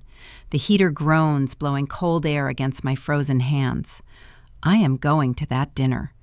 I am going to sit across from the man who destroyed my life. I am going to watch him order an expensive meal. And then I am going to watch his entire empire burn to the ground. Friday evening descends over Columbus. The sky turns a bruised purple before fading into a deep, starless black. The street lights illuminate falling snow dusting the pavement in a thin, white layer. I park my 10-year-old sedan 3 blocks away from the downtown steakhouse to avoid the mandatory valet fee. I step out into the bitter cold. I pull the collar of my frayed wool coat high against my neck and walk toward the restaurant. The transition from the freezing street to the opulent interior of the steakhouse is jarring. The heavy glass doors seal shut behind me, blocking out the wind. The air inside is thick with the scent of roasted garlic, seared prime beef, and expensive perfumes. Soft jazz plays from hidden speakers. The lighting is dim, casting a warm golden glow over the dark mahogany trim and brass fixtures. This is a sanctuary for the wealthy. It is a place where deals are closed and power is displayed. I approach the hostess stand. The woman behind the podium wears a tailored black dress. She looks at my worn coat and scuffed boots. Her professional smile falters for a fraction of a second before she recovers her composure. I am here for the right reservation, I tell her. My voice is steady. Right this way, she replies, grabbing a leather-bound menu. She leads me through the crowded main dining room. We walk past tables filled with corporate executives and local politicians. We bypass the open floor and head toward a heavy oak door at the back of the restaurant. The hostess pushes the door open, revealing a private dining space enclosed by soundproof glass. I step inside. The timeline snaps shut, catching up to the exact moment this nightmare began. David, Brenda, and Tyler are already seated at a round table draped in crisp white linen. They look like a promotional photograph for inherited wealth. Brenda wears a dark cashmere turtleneck, her wrists adorned with the same diamond tennis bracelet she wore at Thanksgiving. Tyler sits next to her, leaning back in his chair. He wears a custom-tailored blazer. A heavy gold watch rests on his left wrist. David sits at the head of the table, acting as the undisputed monarch of the room. He holds a large crystal glass filled with imported Pinot Noir. The dark red liquid catches the ambient light as he swirls it in slow, measured circles. Naomi, David says. He offers a smooth, rehearsed smile. Please sit down. We went ahead and ordered appetizers. The hostess pulls out a chair for me. I sit. I do not take off my frayed winter coat. I let it rest over my shoulders, a deliberate contrast to their expensive fabrics. The table is crowded with plates of shrimp cocktail and artisan bread. David takes a sip of his wine. He sets the crystal glass down and folds his hands over the white tablecloth. He drops his voice into the low, soothing register he uses to manipulate vulnerable people. "I am glad you came," he begins. "We know this week has been incredibly difficult for you. The situation at your clinic was a tragedy. But we are your family. We do not want to see you struggle. We want to help you find your footing again." I listen to the performance. The acting is seamless. He speaks with the gentle concern of a loving guardian. He does not sound like a man who fabricated a drug addiction to destroy his niece's reputation. He does not sound like a man who orchestrated a clinical firing to push a family member toward eviction. He sounds reasonable. Brenda leans forward, resting her elbows on the table. Her diamond bracelet clinks against the fine china. "We just want peace, Naomi," she says, her tone dripping with manufactured sympathy. "The rumors circulating the family are so ugly. We want to put all of this behind us and move forward." Tyler does not offer fake sympathy. He picks up a cocktail fork and spears a piece of shrimp. He looks at me with undisguised contempt. He checks the heavy gold watch on his wrist, his mouth pulling into a subtle sneer. He views me as a pathetic charity case, wasting his Friday night. He is the registered owner of a $600,000 mansion bought with my inheritance, and he sits there, annoyed by my presence. I keep my face perfectly neutral. I look at David. "How exactly do you plan to help me?" David smiles. It is the smile of a predator closing a trap. He reaches into the inside breast pocket of his camel hair overcoat draped over the adjacent chair. He pulls out a thick white envelope and slides it across the tablecloth. The paper stops inches from my hands. "I know losing your salary put you in a bind," David says. "I know rent is due soon. I went to the bank yesterday morning and drew a cashier check from my own personal reserves. It is made out to you for $5,000. Consider it an advance, a gift to help you cover your living expenses while you look for a new job or seek treatment." I stare at the white envelope. The strategic brilliance of his move is staggering. He did not write a personal check because personal checks can bounce. He purchased a certified cashier check yesterday. He secured the funds 24 hours before the judicial asset freeze locked his accounts. He planned this bribe down to the minute. He intends to use $5,000 of his own money to buy my permanent silence regarding a $1.2 million theft. "But there is a catch," I say, my voice quiet and flat. David chuckles, a soft, dismissive sound. "Not a catch, Naomi, just a formality to protect the estate from any further misunderstandings." He pulls a second document from his coat pocket. He unfolds 2 sheets of dense legal paper and places them next to the envelope. "This is a standard non-disclosure agreement combined with a beneficiary waiver," David explains. "It simply states that in exchange for this financial assistance, you agree to cease all inquiries into the trust portfolio. You agree to release me from any future fiduciary liability. You sign the paper, you take the check, and you walk out of here with a clean slate. We bury the hatchet tonight." The air in the private room grows heavy. The suffocating weight of dramatic irony presses against the glass walls. I look at the brass clock hanging above the oak door. The polished hands read exactly 7 in the evening. The invisible digital guillotine drops. Somewhere in a secure data center, the federal banking mainframes process the court order signed by the probate judge. The routing numbers tied to Horizon Holdings LLC trigger a hard system lock. The personal checking accounts belonging to Brenda update to restricted status. The credit lines funding Tyler's luxury lifestyle vanish into the void. The leather wallet sitting in David's pocket transforms into a useless brick of dead plastic. David sits across from me, swirling his $200 glass of wine. He thinks he is a master tactician. He thinks he outsmarted a naive girl. He believes he is burying a massive criminal conspiracy for pennies on the dollar. He has no idea he is a dead man walking. He has no idea his financial empire just burned to ash while he was eating shrimp cocktail. Tyler laughs, a short, cruel sound. "Just sign the paper, Naomi," he mutters. "Do not be stupid. You need the cash." The tension in the room stretches thin, pulling tight like a piano wire ready to snap. David watches my face. He waits for the break. He expects my eyes to well with tears. He expects me to reach for the pen to murmur a pathetic thank you and to sign away my grandmother's legacy for a month of rent money. He expects gratitude born from sheer, desperate terror. I do not cry. I do not reach for the pen. I look at the cashier check. I look at the legal waiver. Then I look directly into David's confident, smiling eyes. I raise my right hand. I place my fingertips on the crisp, white envelope. I apply a gentle downward pressure and slide the bribe all the way back across the table. The paper glides over the linen and bumps against the base of his wine glass. David frowns. The smooth paternal mask slips, revealing a flash of genuine confusion. "Naomi, do not let your pride ruin you," he warns, his voice dropping its friendly cadence. I do not answer him. I reach into the pocket of my frayed wool coat. I pull out my smartphone. I place the device flat in the dead center of the table, right between the appetizer plates and the legal documents. I unlock the screen. I open the active call interface.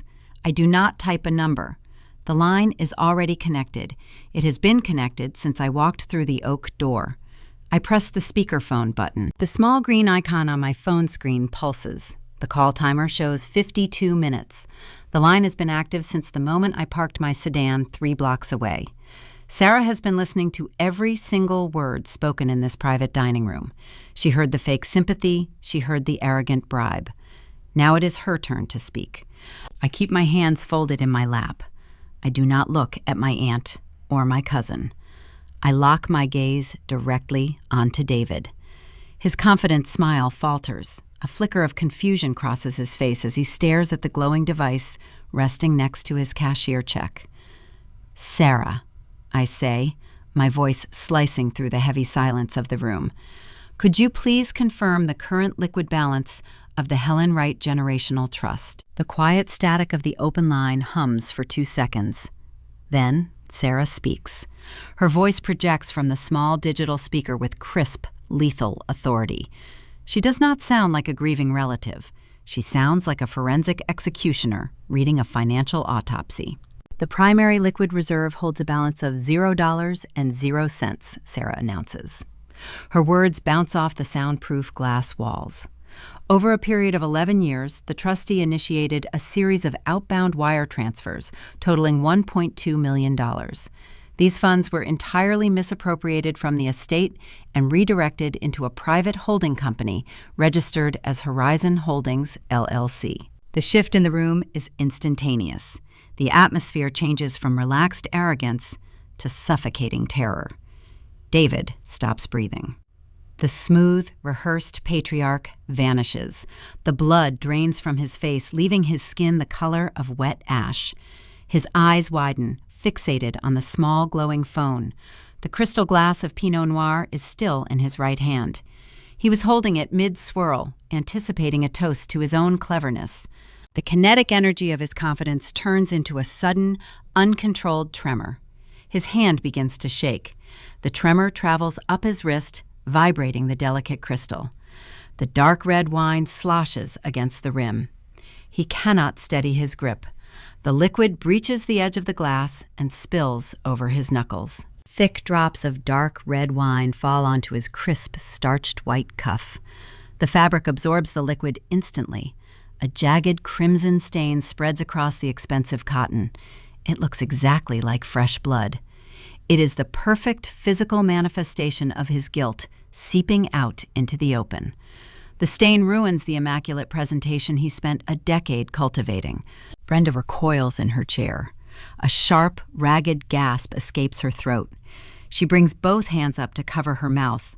The heavy diamond tennis bracelet catches the dim restaurant lighting, but the jewelry no longer looks like a symbol of success. It looks like stolen contraband. Her wide, terrified eyes dart from the phone to her husband. Tyler reacts a second later. The smug sneer melts off his face. His fingers go slack. The heavy silver cocktail fork slips from his grasp. It hits his porcelain appetizer plate with a loud, jarring clatter. The sound is sharp enough to make Brenda flinch. Tyler stares at the table, his jaw hanging slightly open. The illusion of his self-made hustle just evaporated. Sarah continues her broadcast, refusing to give them a moment to recover. Horizon Holdings, LLC utilized the stolen trust capital to acquire premium commercial real estate. Sarah dictates her tone, relentless. The primary commercial asset is currently functioning as a retail storefront for the Gilded Hearth Boutique. Furthermore, 3 weeks ago, the LLC authorized a cash purchase of a residential property for $600,000. The deed is registered to a suburban address matching the primary residence of Tyler Wright. Tyler turns his head slowly and looks at his father. The betrayal in his eyes is palpable. He realizes in real time that his father did not buy him a house out of generosity. His father used him to launder stolen money. The shock holding David in his chair shatters. The cornered animal instinct takes over. He slams the wine glass down onto the table, splashing more red liquid across the white linen. He leans forward, bracing his hands against the wood. He attempts to deploy his oldest and most reliable weapon, intimidation. "Turn that off," David spits, his voice rough and panicked. He reaches across the table toward my phone. I do not move. I do not reach for the device to protect it. I simply stare at him. My stillness freezes his hand in midair. He pulls his arm back, his chest heaving with shallow, ragged breaths. "You have no right to conduct this search." David raises his voice, trying to generate artificial outrage. "This is an illegal inquiry. You are violating the confidentiality of my private financial records. You hired a rogue accountant to hack my accounts. I will have you arrested for wiretapping. I will sue your firm into the ground." He is sputtering, pointing a trembling finger at the phone. He sounds desperate. The polished, articulate executive is gone. He is just a thief caught holding the bag, trying to shout his way out of a burning building. I remain a glacier. I sit in my frayed wool coat and watch him unravel. For 11 years, this man held my future hostage. He used his volume and his expensive suits to make me feel small. He conditioned me to accept his lies because he projected total, unshakable authority. I used to feel a knot of anxiety in my stomach every time he walked into a room. I used to dread family holidays knowing he would publicly humiliate me regarding my grandmother's estate. But watching him now, the anxiety evaporates. There is no monster hiding in the shadows. There is only a weak, greedy man staining his own clothes with spilled wine. His threats carry no weight. His anger is hollow. The power dynamic did not just shift, it inverted permanently. "Are you finished?" I ask. My voice is quiet, measured, and cold.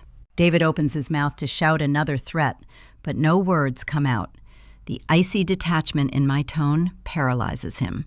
He expects a screaming match. He expects a dramatic, emotional confrontation.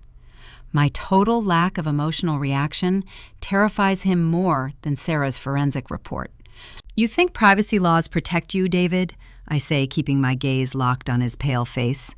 "You think shouting about illegal inquiries changes the math on that ledger? You built a paper fortress, and you assumed no one would ever bother checking the locks." Sarah cuts the connection. The phone screen goes dark. The call ends, but the damage is already inflicted. The truth is out in the open, resting on the table alongside the ruined linen and the abandoned bribe. Brenda lowers her hands from her face. Her breathing is shallow and rapid. "David," she whispers, her voice trembling with rising panic. "David, what is she talking about? Tell me this is a mistake. Tell me you did not use the trust for the boutique." David ignores his wife. He keeps his bloodshot eyes fixed on me. He is calculating his odds. He is trying to figure out how much I actually know and how much is just an accountant making educated guesses based on partial bank data. He still believes he can spin a narrative. He still thinks he can find a loophole to slither through. I know exactly what he is thinking. He wants to demand proof. He wants to challenge the accusation and hide behind the forged bank waiver. He thinks I am bluffing with a phone call. I reach down and pick up the worn leather tote bag resting beside my chair. The heavy brass zipper makes a slow, deliberate sound as I pull it open. I reach inside and pull out a thick, black leather binder. It is dense, packed with hundreds of pages of printed documents. I place the binder onto the center of the table, pushing aside the plate of shrimp cocktail. The heavy thud of the binder hitting the wood silences the room once again. I am done talking to a speakerphone, I tell him. I rest my hand flat on the black leather cover. I brought the receipts. The final stage of the execution begins. I flip the heavy cover open, preparing to dismantle his life, page by page. The black leather binder sits open on the table. The fluorescent overhead light catches the stark white of the legal paper inside. David, Brenda, and Tyler stare at the dense stack of documents like it is an unexploded bomb.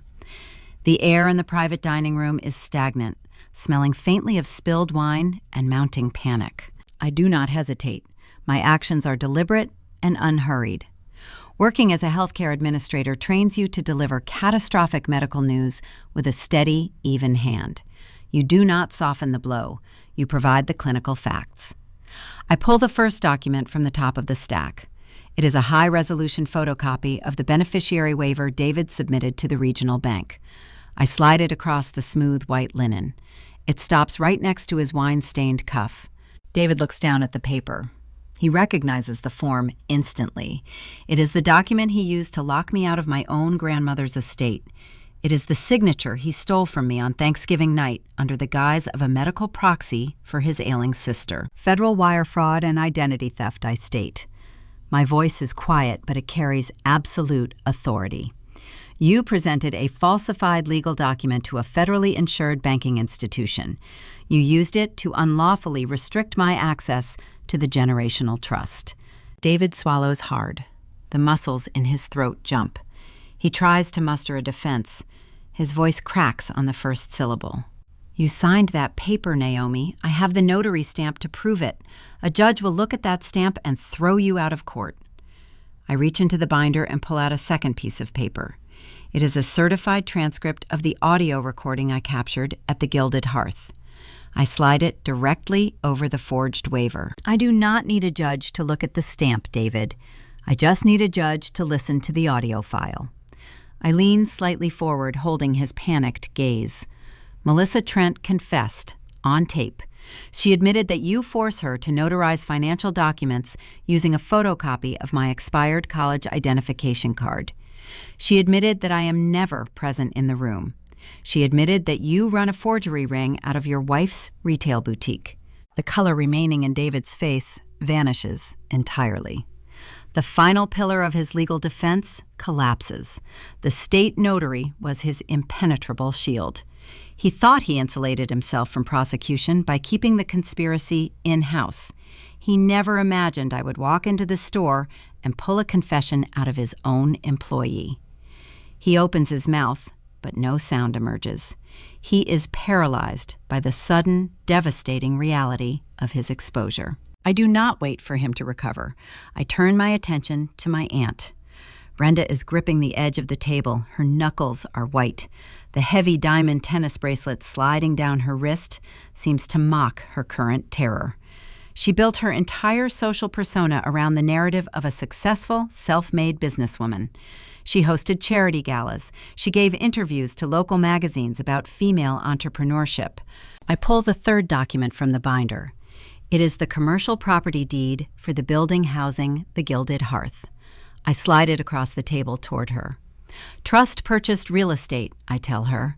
My tone is flat, devoid of any familial warmth. You do not lease that building, Brenda. You do not own the retail space. Horizon Holdings, LLC, bought that structure using a direct wire transfer from Grandma Helen's portfolio. Brenda stares at the thick parchment paper. Her eyes track the bold black text listing the purchase price and the corporate buyer. You built a luxury boutique inside a stolen building, I continue. Every cashmere throw you sell, every crystal vase you unbox, sits on property purchased with embezzled money. The generational trust owns your store, Brenda. The estate owns your inventory. You are not a self-made entrepreneur. You are operating a storefront funded by grand theft. No, Brenda whispers, her voice trembling. No, David told me we secured a private commercial loan. He said he negotiated a favorable interest rate with a private lender. I did not know. I swear I did not know.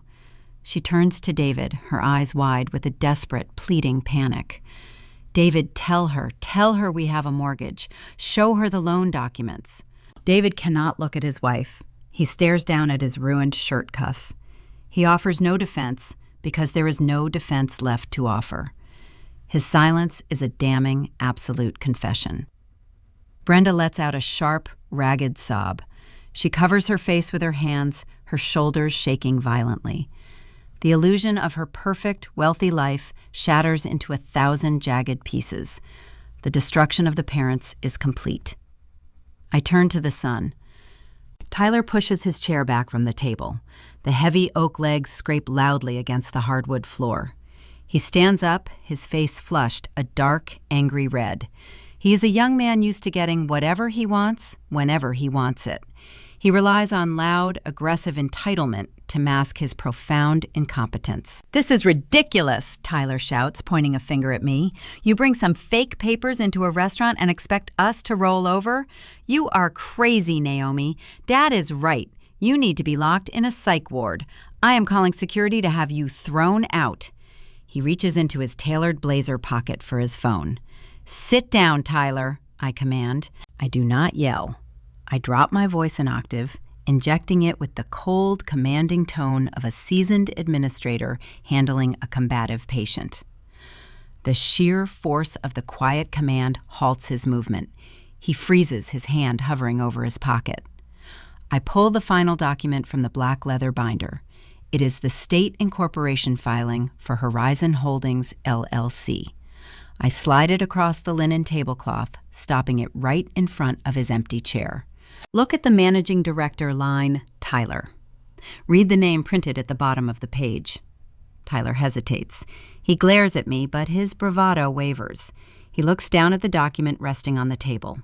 His eyes scan the dense legal text. He finds the signature block. He sees his own sloppily forged scrawl. He reads his own name printed in bold black font, assigning him sole legal ownership of the holding company. His jaw goes slack. The angry red flush drains from his face, replaced by a sickly pale hue. He looks up at his father. His voice loses its aggressive edge, dropping into a confused, terrified whisper. Dad, what is this? Why is my name on this company? I answer the question for him.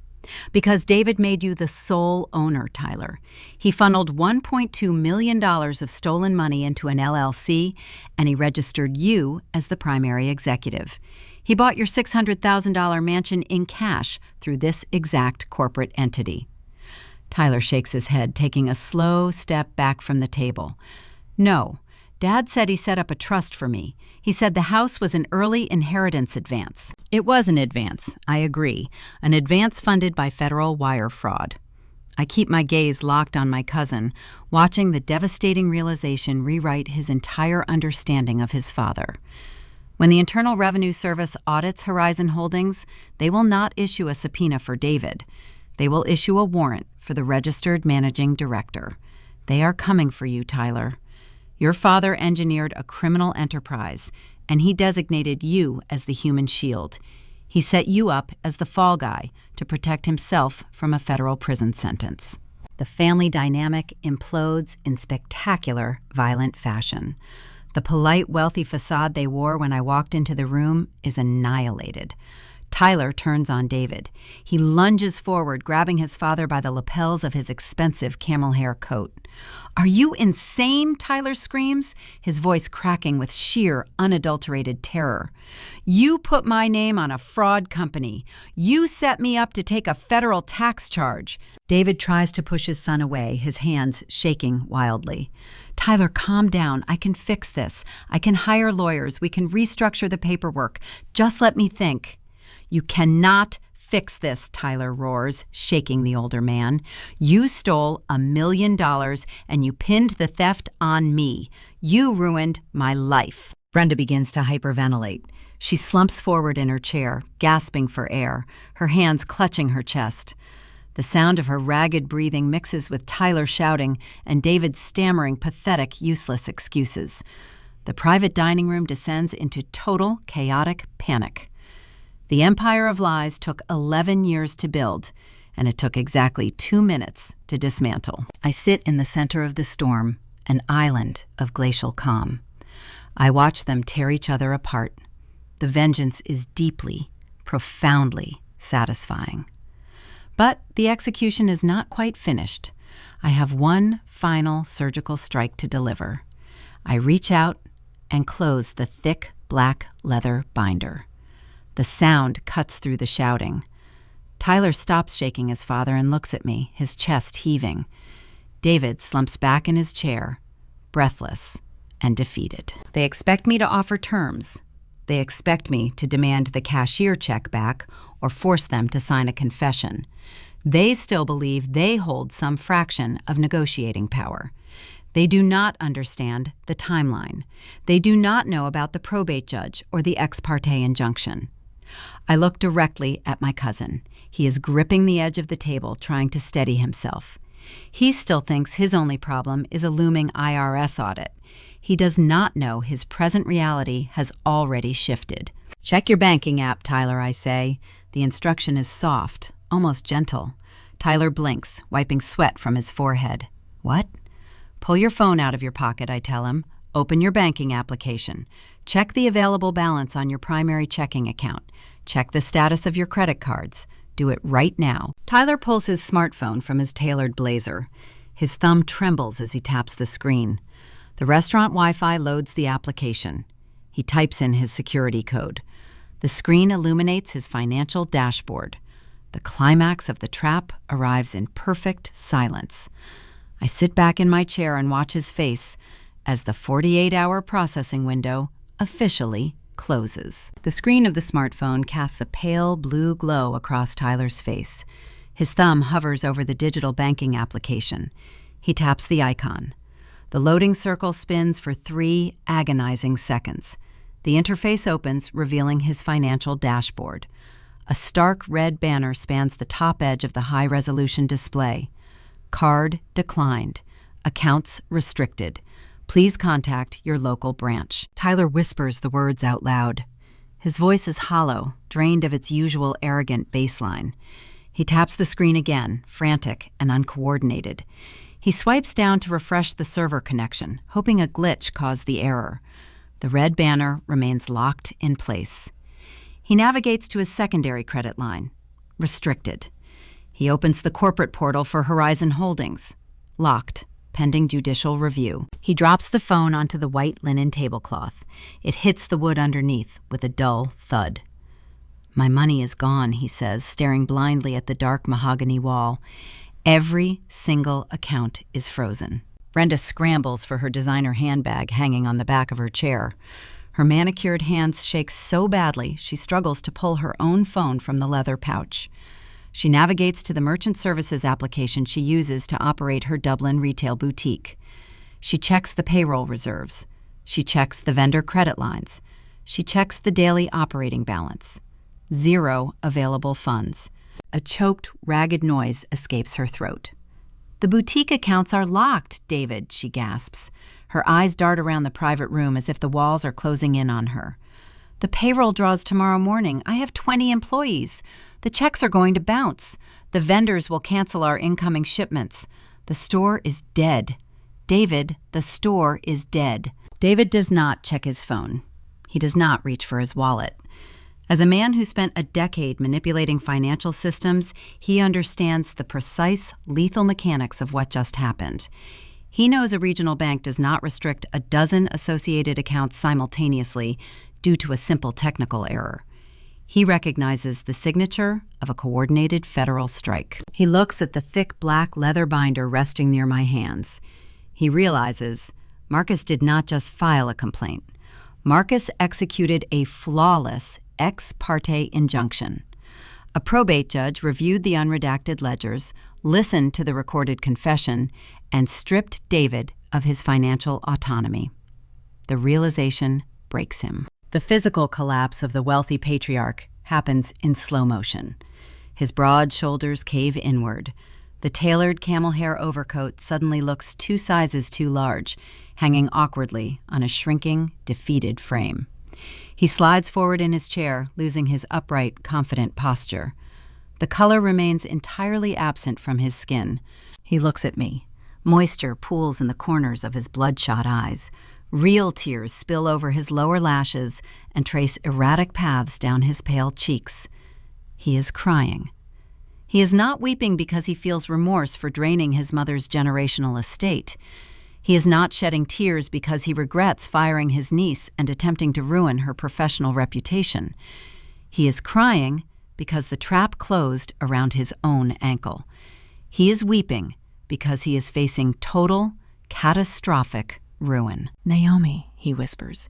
His voice breaks, shattering into a pathetic, desperate rasp. "Please."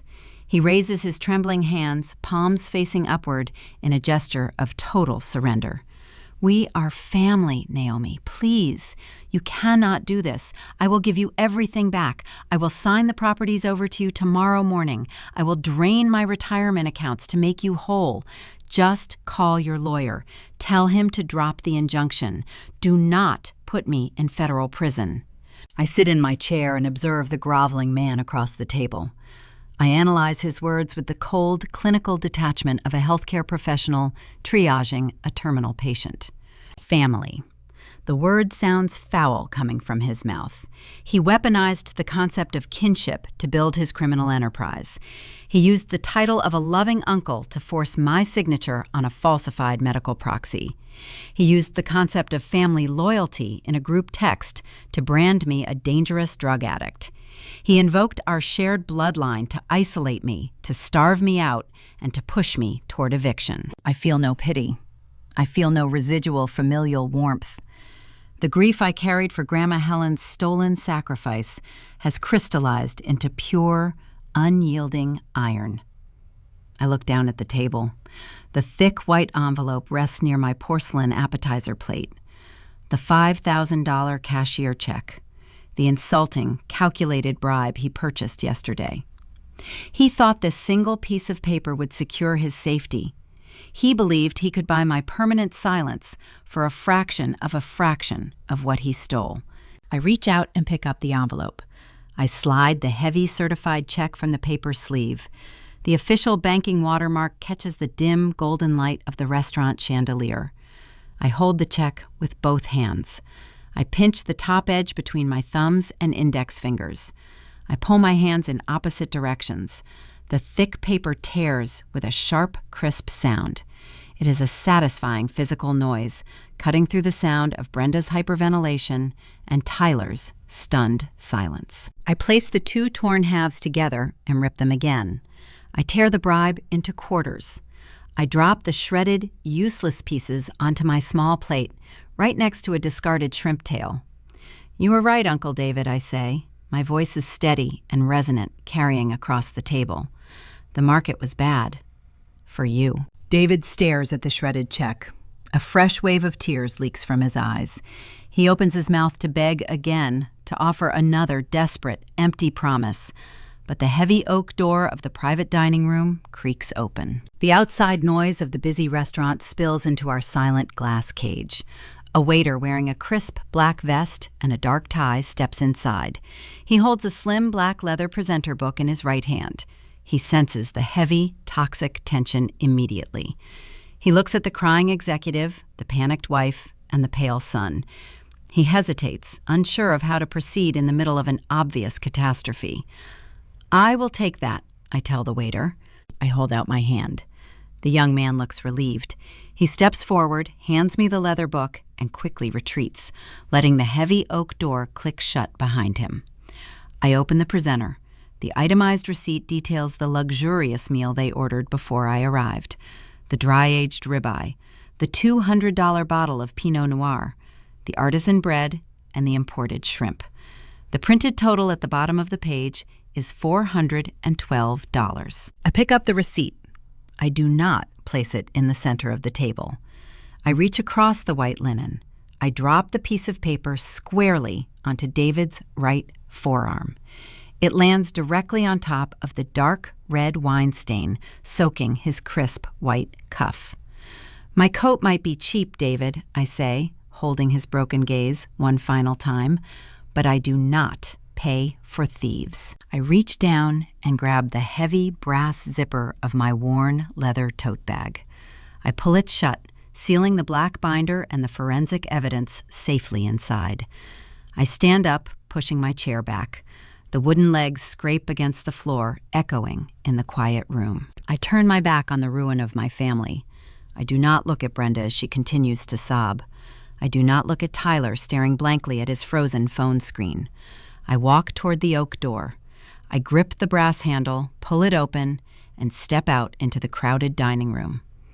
I leave them sitting at a table they cannot afford, trapped in a prison they built for themselves. I push through the heavy glass doors of the steakhouse and step out into the freezing Columbus night. The winter wind hits my face, but the bitter chill does not bother me anymore. I walk the 3 blocks to my 10-year-old sedan. The streetlights cast long shadows across the snow-dusted pavement. I slide into the driver's seat and rest my hands on the steering wheel. For the first time in 11 years, the knot of anxiety sitting in the pit of my stomach is gone. The war is over. I do not have to wait for the fallout. I know exactly how a structural collapse works. The aftermath is swift and definitive. The following Monday morning, Marcus schedules a meeting with David and his newly retained criminal defense attorneys. I do not attend. I do not need to sit in a polished conference room and listen to a broken man beg. Marcus presents the unredacted bank ledgers, the audio recording of the state notary, and the state incorporation documents for Horizon Holdings, LLC. The defense attorneys take one look at the black leather binder and advise their client to surrender unconditionally. Faced with the terrifying reality of a 20-year sentence in a federal penitentiary, David signs a comprehensive plea agreement. He does not mount a defense.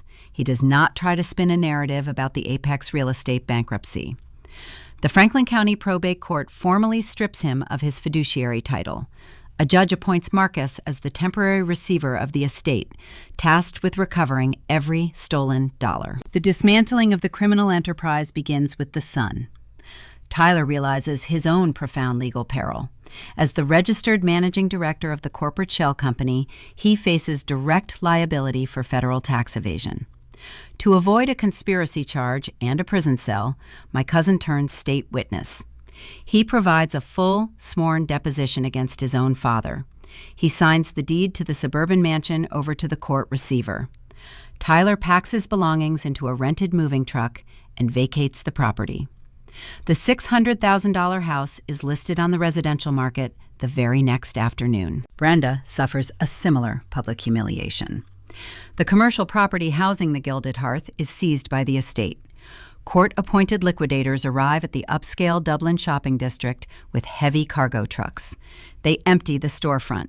They pack up the cashmere throws, the imported Italian leather chairs, and the hand-blown crystal vases.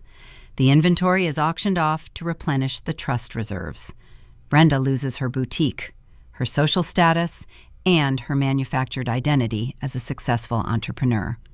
She becomes a cautionary tale whispered about at the country club galas she used to attend. While their world is systematically deconstructed, my own life is restored with surgical precision.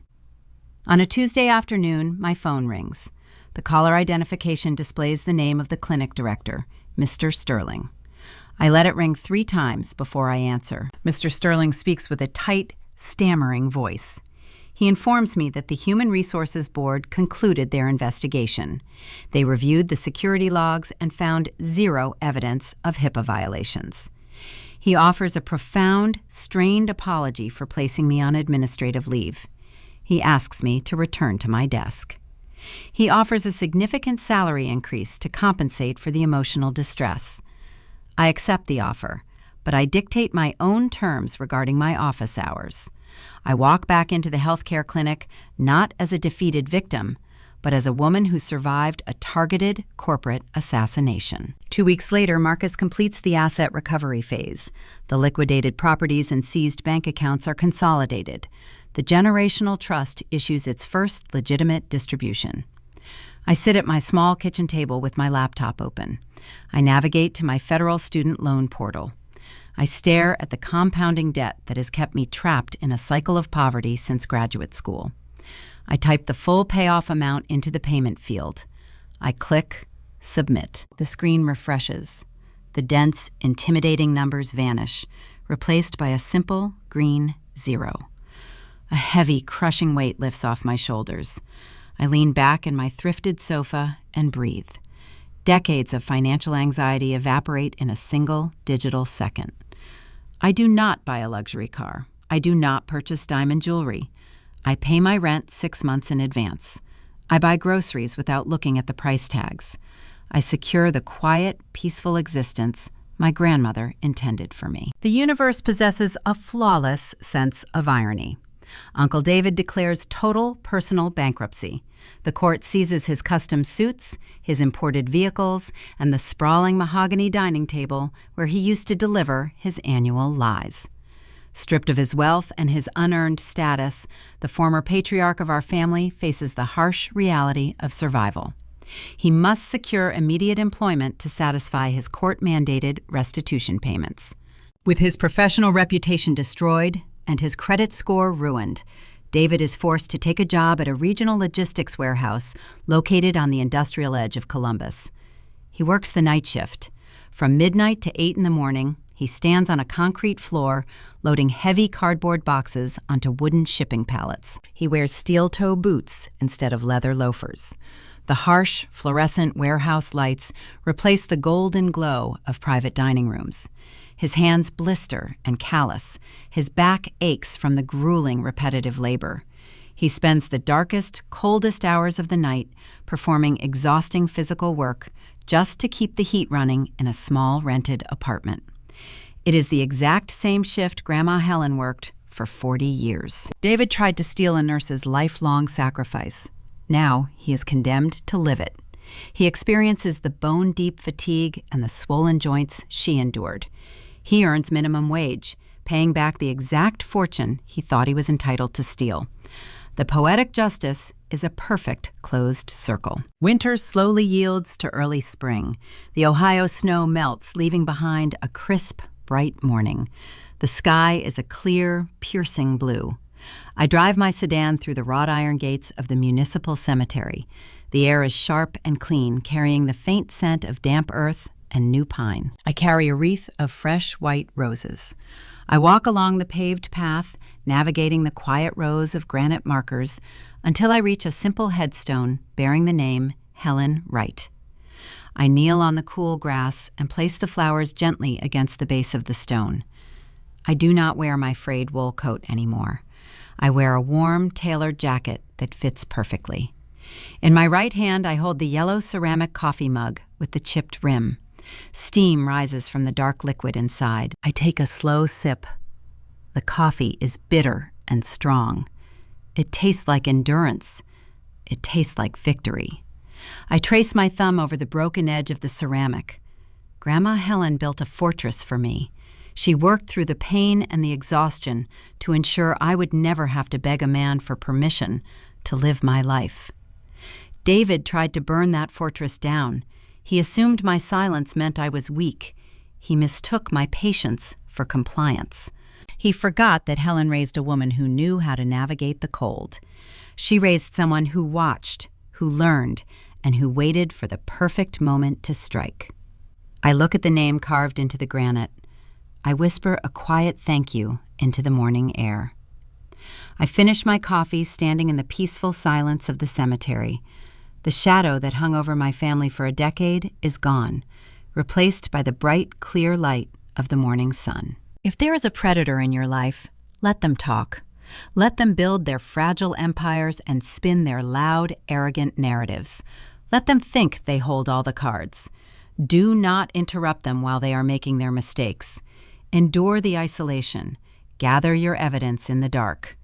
Sometimes the quietest person in the room isn't weak. They are just busy gathering the receipts. We often measure a family legacy by the numbers printed on a bank ledger. We look at the houses left behind, the trusts established, the tangible wealth passed from one generation to the next. But the story of Naomi and her uncle David reveals a stark, terrifying truth about modern family dynamics. The true inheritance we leave our children is never just financial. It is the moral framework we construct around them. Grandma Helen worked grueling night shifts in a hospital to build a safety net. She traded her physical comfort for her granddaughter's future. Yet the most valuable thing Helen gave Naomi was not the money. It was the quiet, unyielding resilience required to protect it. Contrast this authentic foundation with how David chose to raise his son Tyler. In many affluent families across America, there is a dangerous temptation to confuse provision with protection. Parents want to give their children the world. They want to eliminate the struggles they faced in their own youth. The culture constantly urges us to project an image of effortless prosperity. David wanted to give Tyler a life entirely free of friction. He bought Tyler a $600,000 suburban mansion in cash. He funded a lifestyle of imported wine, custom blazers, and luxury without ever requiring his son to earn a single dime of it. David likely told himself he was being a devoted father. He convinced himself he was securing his son's elite place in the world. Instead, he raised a young man who was entirely dependent, entitled, and fundamentally weak. When you hand a child the rewards of hard work without allowing them to experience the struggle, you do not build their character. You hollow it out. David shielded Tyler from every natural consequence, and in doing so, he transformed his own son into the perfect disposable pawn. When the crisis finally arrived, Tyler possessed no internal fortitude to lean on. He shattered the exact moment his bank application displayed a restricted status. He had no identity beyond the wealth his father stole for him. Raising children within a traditional family structure requires profound emotional awareness. It demands the courage to teach fairness, even when unfairness seems far more profitable. It means holding your children accountable, even when it breaks your heart to watch them fail. David weaponized the concept of family loyalty. He used the title of a patriarch to demand blind obedience. He expected Naomi to fold because society conditions us to respect our elders and maintain the peace at the holiday dinner table. He used group text messages and social smear campaigns to enforce his authority, twisting the very concept of kinship into a tool for extortion. But genuine family responsibility is not about keeping a toxic peace. It is about demanding accountability. A healthy family structure holds its members to a rigorous standard of truth. When parents model deception, when they teach their children that success is measured by the brand of a watch rather than the integrity of a handshake, the entire family tree begins to rot from the inside out. Children are incredibly perceptive observers. They do not listen to the lectures we give them. They watch the choices we make when we think no one is looking. Tyler watched his father lie and manipulate for a decade. He internalized the lesson that rules are meant for other people and that appearances matter more than reality. That tragic miseducation became his ultimate downfall. Grandma Helen understood the power of silent observation. She did not sit Naomi down and deliver long, abstract speeches about financial literacy or moral fortitude. She taught through consistent, grueling action. She drank her coffee from a chipped yellow ceramic mug every single morning after returning from a 12-hour shift. She modeled discipline. She modeled the reality that genuine security is earned in the dark, far away from the applause of an audience. She taught Naomi that dignity is not something you wear on your wrist. It is something you carry in your spine. That is the true essence of long-term guidance in American culture. We are a society built on the ideal of the independent, self-made citizen. But authentic independence requires a functioning moral compass. Because Helen instilled that compass in Naomi, the young healthcare administrator knew exactly how to spot a predator hiding behind a tailored cashmere coat. Naomi did not fight back with screaming matches or dramatic emotional tantrums. She fought back with the clinical discipline her grandmother demonstrated every day of her life. She understood that justice requires patience and that truth is a weapon you must sharpen in silence. Parenting is the ultimate act of faith. You cast your values forward into a future you will not live to see, hoping the lessons take root. Helen did not live to see David steal the trust. She did not live to see Naomi freeze his assets or drop a forensic binder on a steakhouse table. But Helen was in that room. Her values, her grit, and her quiet strength were the architects of David's downfall. She raised a woman who refused to be bullied by arrogance. We all have to decide what kind of ancestors we are going to be. Will we be the kind who prioritize the appearance of success over the reality of integrity? Will we teach our children to take the easy, profitable road, even if it means stepping on the people who trust us? Or will we be the kind who leave behind a legacy of strength, honesty, and unwavering self-respect? Will we teach them that a clear conscience is worth more than a $600,000 house? If you find yourself navigating the complex, turbulent waters of toxic family dynamics, you are not alone. There is a community here, learning how to set boundaries and reclaim their own narratives. Subscribe to Olivia Stories Revenge to hear more stories of quiet strength and the relentless pursuit of truth. Drop a comment below, sharing the most valuable lesson your parents or grandparents taught you about standing your ground. Every family has a story hiding behind closed doors. Every family has a chipped coffee mug representing unspoken sacrifices and a clean white envelope hiding a dark lie. When you look at your own children or the young people you guide, ask yourself what they are truly inheriting from you. Look closely at the reflection you cast into their lives. Are you handing them a fragile glass house built on illusions and shortcuts designed to shatter at the first sign of winter? Or are you teaching them how to stand firm in the freezing wind, armed with the quiet, unshakable knowledge of exactly who they are? The answer might just determine how your own story ends long after you are gone.